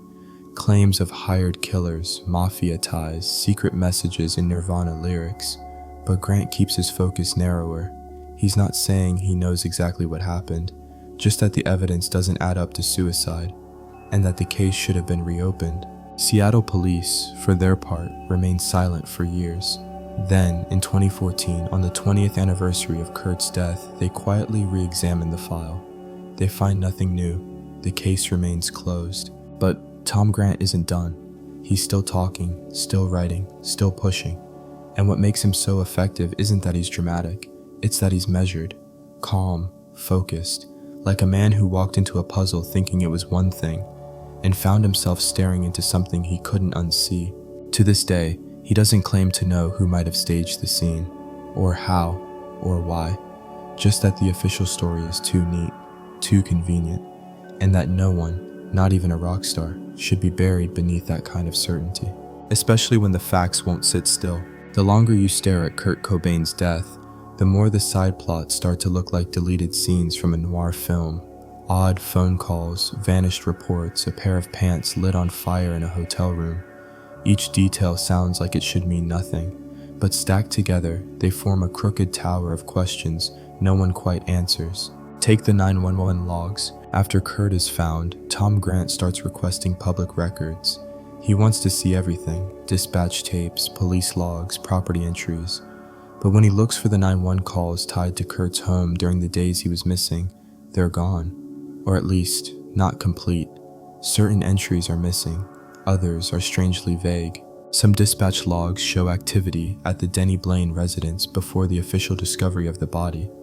But when pressed, the Seattle police say those were either unrelated or clerical errors. Now, police departments do have paperwork mistakes. That happens, but it doesn't exactly inspire confidence in a case that was already closed within a day. There's also a curious report that an officer visited the house days before the body was found. On April 4th or 5th, some versions of this claim say the visit was because of a disturbance.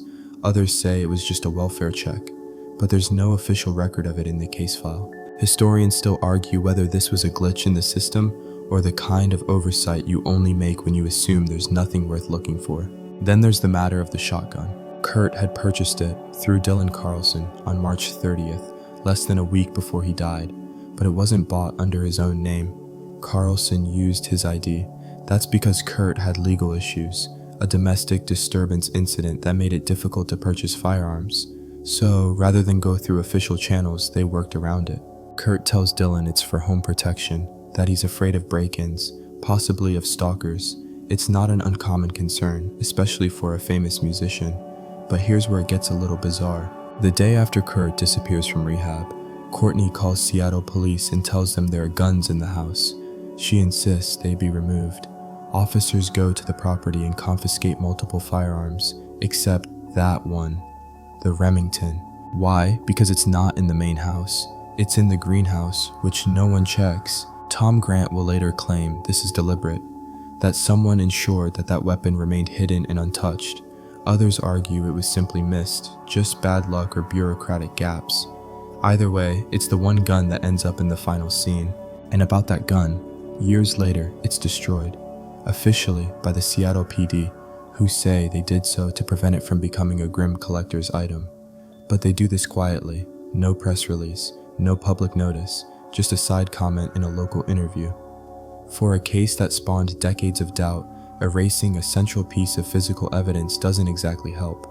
Now let's talk about the pants. One of the strangest stories from this period involves Courtney Love herself, in a night spent in Los Angeles just days before Kurt's body was found. She checks into the Peninsula Hotel under a false name. Then, according to police reports, she sets fire to a pair of Kurt's pants in a bathtub. Yes, you heard that right. She reportedly tries to burn them and damages part of the hotel room in the process. Police are called. She's arrested for drug possession, not arson, oddly enough, and briefly jailed. Why she does this is unclear. Some say it's symbolic, others call it a tantrum, or evidence destruction, or nothing at all. The pants are never recovered. No photos, no follow-up. Here's a fringe tidbit. Those pants were allegedly ones Kurt had worn during the Rome incident, where he'd overdosed a month earlier. If that's true, then Courtney's act looks more like erasure than impulse. And then there are the phone calls. During the days when Kurt is missing, specifically April 2nd through the 5th, Courtney calls dozens of people, friends, managers, lawyers, journalists. In many of these calls, she gives conflicting stories. Sometimes she says she knows where Kurt is. Other times, she claims he's missing and suicidal. She even tells some people she thinks he's already dead before the body is found. This isn't grief speaking. This is before there's a reason to grieve. To Tom Grant, this is one of the most damning things. He documents these inconsistencies, including calls where Courtney asks people to pretend to be someone else, or suggests cover stories. It starts to feel less like confusion and more like choreography. One call stands out. She contacts Rosemary Carroll, her attorney, and allegedly says something to the effect of, "If I wanted to, I could fix this." It's vague, haunting, and, like most things in this story, unprovable. The people around Courtney seem divided. Some defend her, say she was in shock, unraveling in real time. Others drift away quietly and never speak publicly again. But the inconsistencies pile up. Seattle police maintain that the scene was closed properly, that Kurt's death was and remains a suicide, that no evidence has ever emerged to the contrary. But over the years, internal memos leak. Officers privately express concern. Some say they were ordered not to pursue leads. One anonymous source even claims the crime scene was disturbed before being fully processed. Again, none of this is in the official record, but for a case already tainted by ambiguity, rumor becomes its own kind of truth. And for people like Tom Grant, it only deepens the sense that what should have been a straightforward tragedy might be something darker. Even now, decades later, those lost reports, the shotgun's destruction, and yes, the flaming pants in a Beverly Hills bathtub, they cling to the story like static electricity. Tiny sparks, but they keep the whole thing humming. There's a number that sticks in people's heads when they talk about Kurt Cobain's death: 1.52 milligrams per liter. That's the level of morphine found in his blood at the time of death. Morphine is what heroin becomes after it's processed by the body, so this figure is the key toxicology stat. And it's a big one. It's so big, in fact, that it sets off alarms in more than just the usual corners of the internet. Some medical experts, even ones with no particular interest in nirvana or conspiracy theories, raise eyebrows. That's 3 times the dose known to be fatal in an average person. And we're not talking about might make you sleepy levels. This is slumped over, unconscious, possibly already gone levels. The question is simple but crucial. Could anyone, under that much heroin, have pulled the trigger? Historians still argue whether Kurt's body could physically perform the act of suicide after taking that amount, or if the scene suggests something much stranger. Some say yes, hardcore addicts can build up tolerances that defy logic. Others, including coroners and toxicologists interviewed over the years, say no, not a chance, not with that level, not with that gun. Because let's not forget, the shotgun Kurt used wasn't a compact weapon. It was a Remington Model 11, long-barreled and cumbersome. To shoot yourself with it, especially in the mouth, you'd have to hold it just so, either with your hand wrapped around the trigger or, as many assume, using your toe. That's fine in theory, but pair it with the heroin dosage and the mechanics get fuzzy. Here's the breakdown from those who question the scene. If Kurt injected that much heroin, estimated at around 225 milliliters of pure heroin for those counting, it would have taken hold in seconds. We're talking 10 to 30 seconds max before full incapacitation, maybe less. That gives an incredibly tight window to 1. Roll down the sleeves of his sweater. 2. Put the syringe away neatly in the kit. 3. Arrange the box just so. 4. Sit down. 5. Position the shotgun. 6. Fire. Seems like a lot, right? And then there's the odd calm of the scene. The sleeves of his cardigan are pulled down. The paraphernalia is set aside with eerie tidiness. The shotgun is placed across his chest. It doesn't scream chaos. It whispers arrangement. Here's a little known detail. No fingerprints were found on the syringe. None on the pen. None on the shotgun's trigger. 4 latent prints were recovered from the barrel, but police deemed them unusable.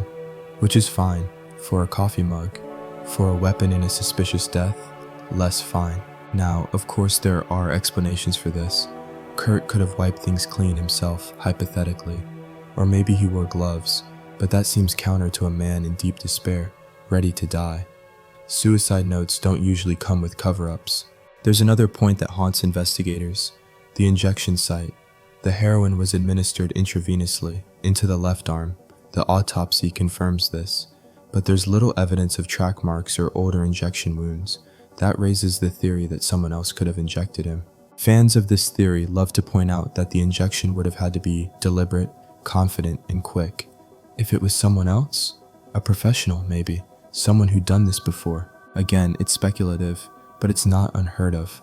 There are forensic examples, cases where staged suicides masked homicides with drugs and firearms. And more than a few medical professionals have stated that if Kurt was injected with that amount first, he wouldn't have had the coordination or the consciousness to then pull the trigger. Now let's toss in a fringe tidbit. One of the responding officers, off the record, once admitted that he found the neatness of the scene bizarre. He's never been publicly named, but a quote attributed to him in an early draft of the police report reads, "Too clean for a junkie suicide." That line didn't make it to the final version. Another strange fact, Kurt's stomach was empty. No food, no significant alcohol, just heroin and a trace amount of Valium. He hadn't eaten recently. Some interpret this as further evidence that he'd been incapacitated quickly. Others say it's consistent with heroin users who often lose their appetite. The interpretations vary, but again, the facts keep stacking. And then there's the suicide method itself. Gunshot suicides are common, but gunshot suicides by shotgun? Rare, very rare. And among known heroin addicts, even rarer. Most overdose, quietly. Most don't go through the steps of preparing drugs and preparing a weapon. One method is usually enough. So why would Kurt use both? Was he worried the heroin might not work? Was he trying to ensure the outcome? Or, if you believe Tom Grant, was the heroin meant to kill him, and the gunshot a stage direction? One more creepy coincidence. The gun was not stored as evidence in a long-term facility. It sat, for years, unexamined beyond its initial report. And then, in 2016, the Seattle PD destroyed it, just disposed of it. The reasoning? To avoid it becoming a macabre trophy for collectors, which sure is plausible. But when that gun is central to one of the most debated deaths in modern music history, destroying it feels like tearing pages from a book you claim to have already read. Tom Grant, for his part, believes the toxicology report is the smoking gun. Not the actual weapon, but the chemical one. The proof that Kurt couldn't have pulled the trigger. That someone staged the scene after he was already dead or unconscious. He's taken his case to podcasts, documentaries, conferences. And while mainstream coverage still paints him as fringe, plenty of fans believe him. Frances Bean Cobain, Kurt's daughter, has never commented directly on the toxicology report, but in interviews, she refers to her father's death as a wound people keep picking at. It's telling that even those closest to the loss choose distance over certainty. In the end, what makes the heroin level so haunting isn't just the science, it's the clock. The idea that time, compressed to seconds, may not have allowed what the police say happened. That someone may have counted on that clock, knew what it did, and waited. And once again, you're left staring at that number, 1.52 Mogach-L, wondering if it's just another footnote, or the most important clue in plain sight. The Seattle Police Department, by all public accounts, treats the death of Kurt Cobain as a routine suicide. If a suicide can ever be routine when it involves the most famous musician of the decade, a shotgun, a high dose of heroin, and a city already trembling from the weight of its own mythology. From the moment the body is found on April 8, 1994, SPD wraps things up with an efficiency that seems brisk. There's no homicide detective assigned, no homicide protocol initiated. The coroner rules the cause of death as suicide by gunshot, and within a single day, the case is effectively closed. Officially, it's all there.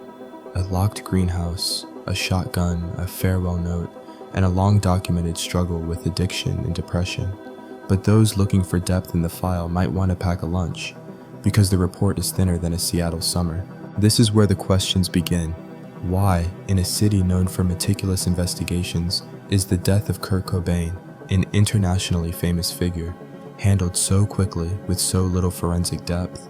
Where are the autopsy photographs, the multiple rounds of lab testing, the full battery of interviews? Historians still argue whether this was a matter of overconfidence by the police or quiet convenience. Now, the officer in charge at the scene, Sergeant Donald Cameron, is a veteran with years of service.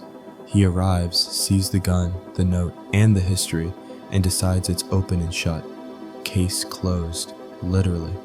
But over time, Cameron's name starts showing up in conspiracy conversations, especially because he retires not long after the investigation, disappearing into the mists just like so many other minor players in this story. Tom Grant, of course, becomes the loudest critic of the SPD's actions, or lack thereof. He claims that the police ignored evidence, refused to interview critical witnesses, and actively avoided treating the scene as a possible homicide. In his words, they saw what they expected to see. Here's one odd detail that rarely makes the headlines. When SPD takes photographs of the scene, they don't develop the images right away. In fact, the death scene photos remain undeveloped for nearly 20 years. Only in 2014, on the 20th anniversary of Cobain's death, does the department suddenly decide to process 4 rolls of undeveloped film, just sitting there. They review them, reaffirm the suicide ruling, and then, in a particularly Seattle move, they release 2 of the images to the public, just enough to say, see, nothing to hide, but hold back the rest. The photos released show Kurt's hand holding the barrel and the top of his leg in jeans. The rest is kept sealed, out of respect. Why develop them then, and not before? Some speculate the department feared renewed public interest, that as the 20-year anniversary approached and documentaries like Kurt and Courtney and Soaked in Bleach gained traction, SPD wanted to preempt accusations of mishandling. Others think it was just a PR move. Either way, it backfires in part. The sudden reappearance of forgotten film rolls adds fuel to the fire. What else had they missed or overlooked? Then there's the matter of the interviews. Notably, many key people were never formally questioned. Dylan Carlson, Kurt's close friend who helped him buy the shotgun, was never interviewed under oath. Courtney Love wasn't either.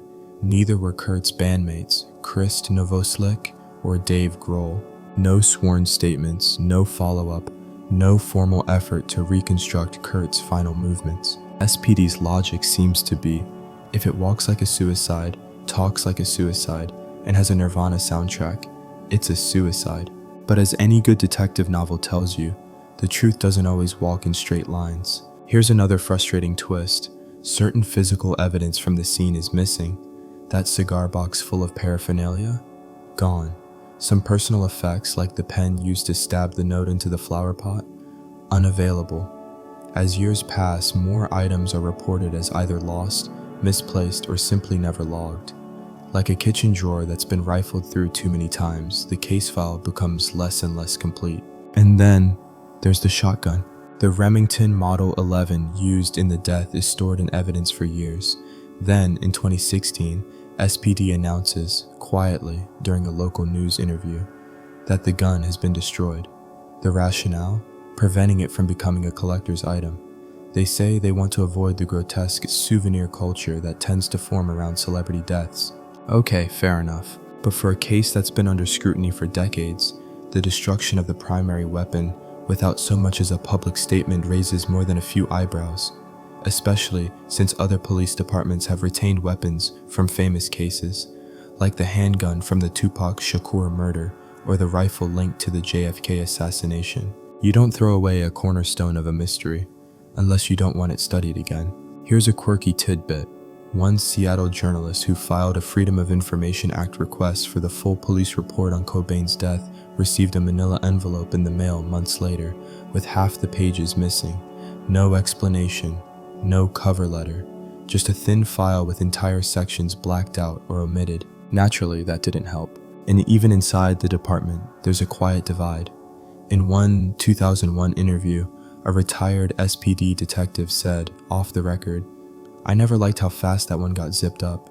That quote never made it into the official record, but it circulates among those who believe the case deserves a second look. Meanwhile, Tom Grant keeps his campaign going. He sends letters to the department, pushes for a reopening. He's ignored or dismissed. The more he insists, the more people label him a crank, until enough time passes and people begin asking, what if he's not?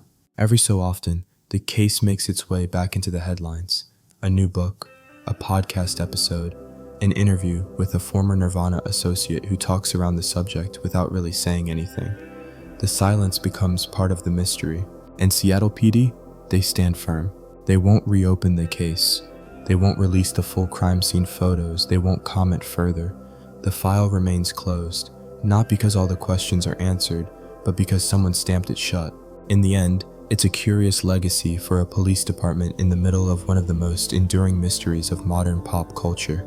They closed the case in days, and decades later, people are still asking why. The people closest to Kurt Cobain are the ones you'd expect to shine light on his final days. Bandmates, childhood friends, exes, colleagues.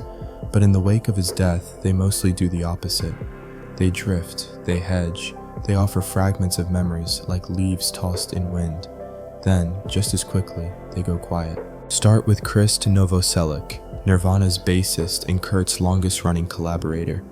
In public, he mourns. His grief is visible. You can see it in early interviews after the news breaks, his hands folded, voice low, eyes flicking away from direct answers. He says things like, "I knew he was hurting, and Kurt was on a different path," but he doesn't engage the theories, not really. When asked directly if he believes Kurt committed suicide, he nods, but softly, almost like he's apologizing to the camera. Over the years, Krist becomes increasingly political. He talks about election reform, not power cords.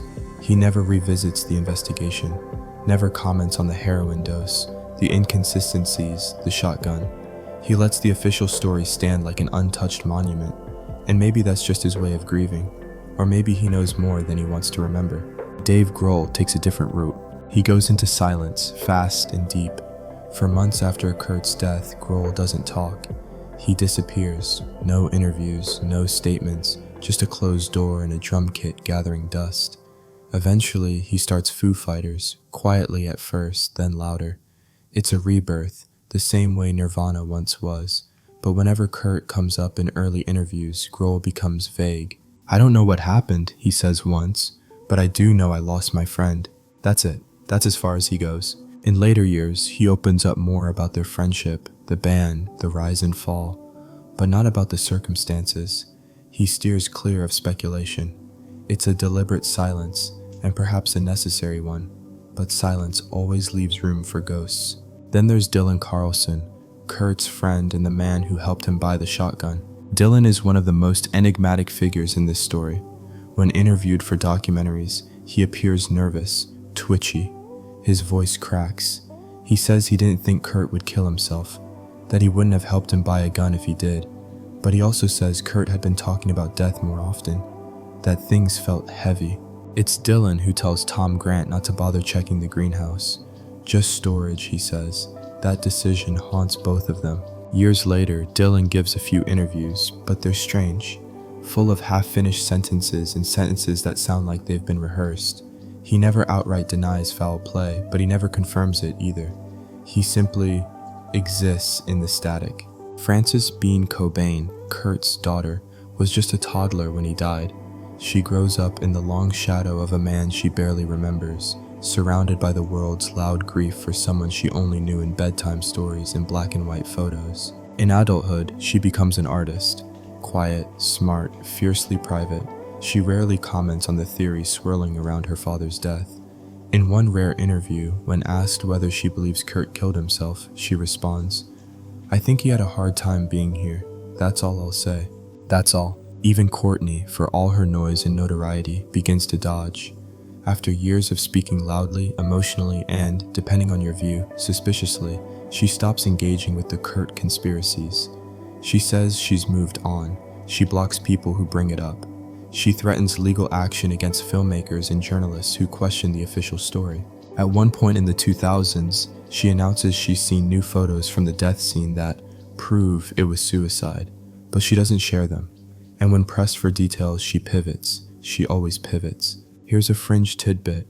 In 2000, a Nirvana roadie named Callie DeWitt, who was staying in Kurt's house at the time of his death, publishes a short blog post suggesting there was more going on than the public ever knew. It's vague. It gets deleted within hours, and Callie never speaks about it again. Even people like Butch Vig, the producer of Nevermind, sidestep the topic. They talk about the studio sessions, the creative process. But when asked about Kurt's last days, they default to that familiar phrase, "He seemed tired." Tired becomes code, a diplomatic word for unraveling. It doesn't accuse, it doesn't defend, it just fills the silence. Historians still argue whether the silence from Kurt's inner circle is respect, denial, or protection. Because when you line up all their statements, what you get is a chorus of distance. Nobody really discusses the autopsy report, the note, the missing fingerprints, the multiple sightings, the destroyed gun. These facts sit outside the narrative, untouched like furniture covered in sheets. One particularly surreal moment comes during Nirvana's Rock and Roll Hall of Fame induction in 2014. Frances Bean attends. Courtney is there, so are Dave and Chris. They hug on stage, awkwardly, briefly. For a second it looks like closure. But even that night, Kurt's death isn't mentioned in depth. No theory, no clarity, just music, just absence. And that's what defines the people closest to Kurt. A deliberate, shared avoidance of the thing that might blow open the story they've spent decades trying to leave behind. If there was more to the story, they're not saying. Maybe they're afraid. Maybe they don't want to believe it. Maybe it hurts too much to ask. Or maybe they already know the answer. By now, the official story of Kurt Cobain's death stands like a piece of graffiti-covered concrete in the middle of a quiet park. Faded but firm. Everyone knows what it says. Shotgun, suicide, heroin, April 1994. And most people, after a while, just stop reading it. But there are still those who look closer, who kneel down and press their palms to the cold surface, tracing the cracks and wondering, why doesn't this thing sit quite right? Over the years, the mystery refuses to fade. Instead, it evolves. Conspiracy theories spring up like mushrooms after Seattle rain. Some are wild, hired assassins, mafia connections, secret societies, clearly the product of over-caffeinated message boards. But others are quieter, less flashy. They point to inconsistencies, to the strange chain of custody on the evidence, to the lack of a thorough investigation, to all the times the greenhouse door was ignored. And of course to the one man who never shuts up about any of it, Tom Grant. Grant continues his crusade long after the public has mostly moved on. He gives interviews, posts recordings, annotates timelines with the obsessiveness of a man chasing ghosts through a foggy house. You get the sense that he doesn't just want to prove something, he needs to. Maybe for Kurt, maybe for himself, maybe because if he stops, he'll have to admit how close he was to stopping it all before it happened. His theory never changes, that Kurt Cobain was murdered and that the suicide was staged to cover it up. The motive? Money, custody, control. Depending on the day, the suspect list narrows or widens, but Courtney Love is always at the center. Grant believes she had the most to lose if Kurt left her, left Nirvana, left the spotlight, and just enough power to rewrite the ending. Naturally, Courtney denies everything. She's been accused of many things: wildness, violence, addiction, even arson. But she draws a hard line at murder. It's just she tells one interviewer, from a failed PI who wanted to be famous. The police stand by their ruling. Suicide, period. They reopened the case file in 2014 briefly, but found no new evidence. And when they quietly destroyed the shotgun 2 years later, the physical centerpiece of the entire mystery disappeared forever. Still, the questions won't go away.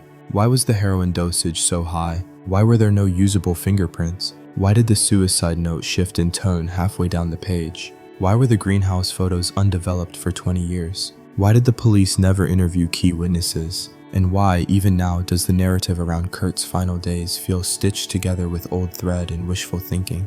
Historians still argue whether the tragedy was a straightforward suicide lost in the fog of fame, or whether it was something far more sinister, concealed behind the polite shrug of institutional fatigue. Meanwhile, the cultural obsession with Kurt Cobain hasn't dimmed. Documentaries continue to roll out.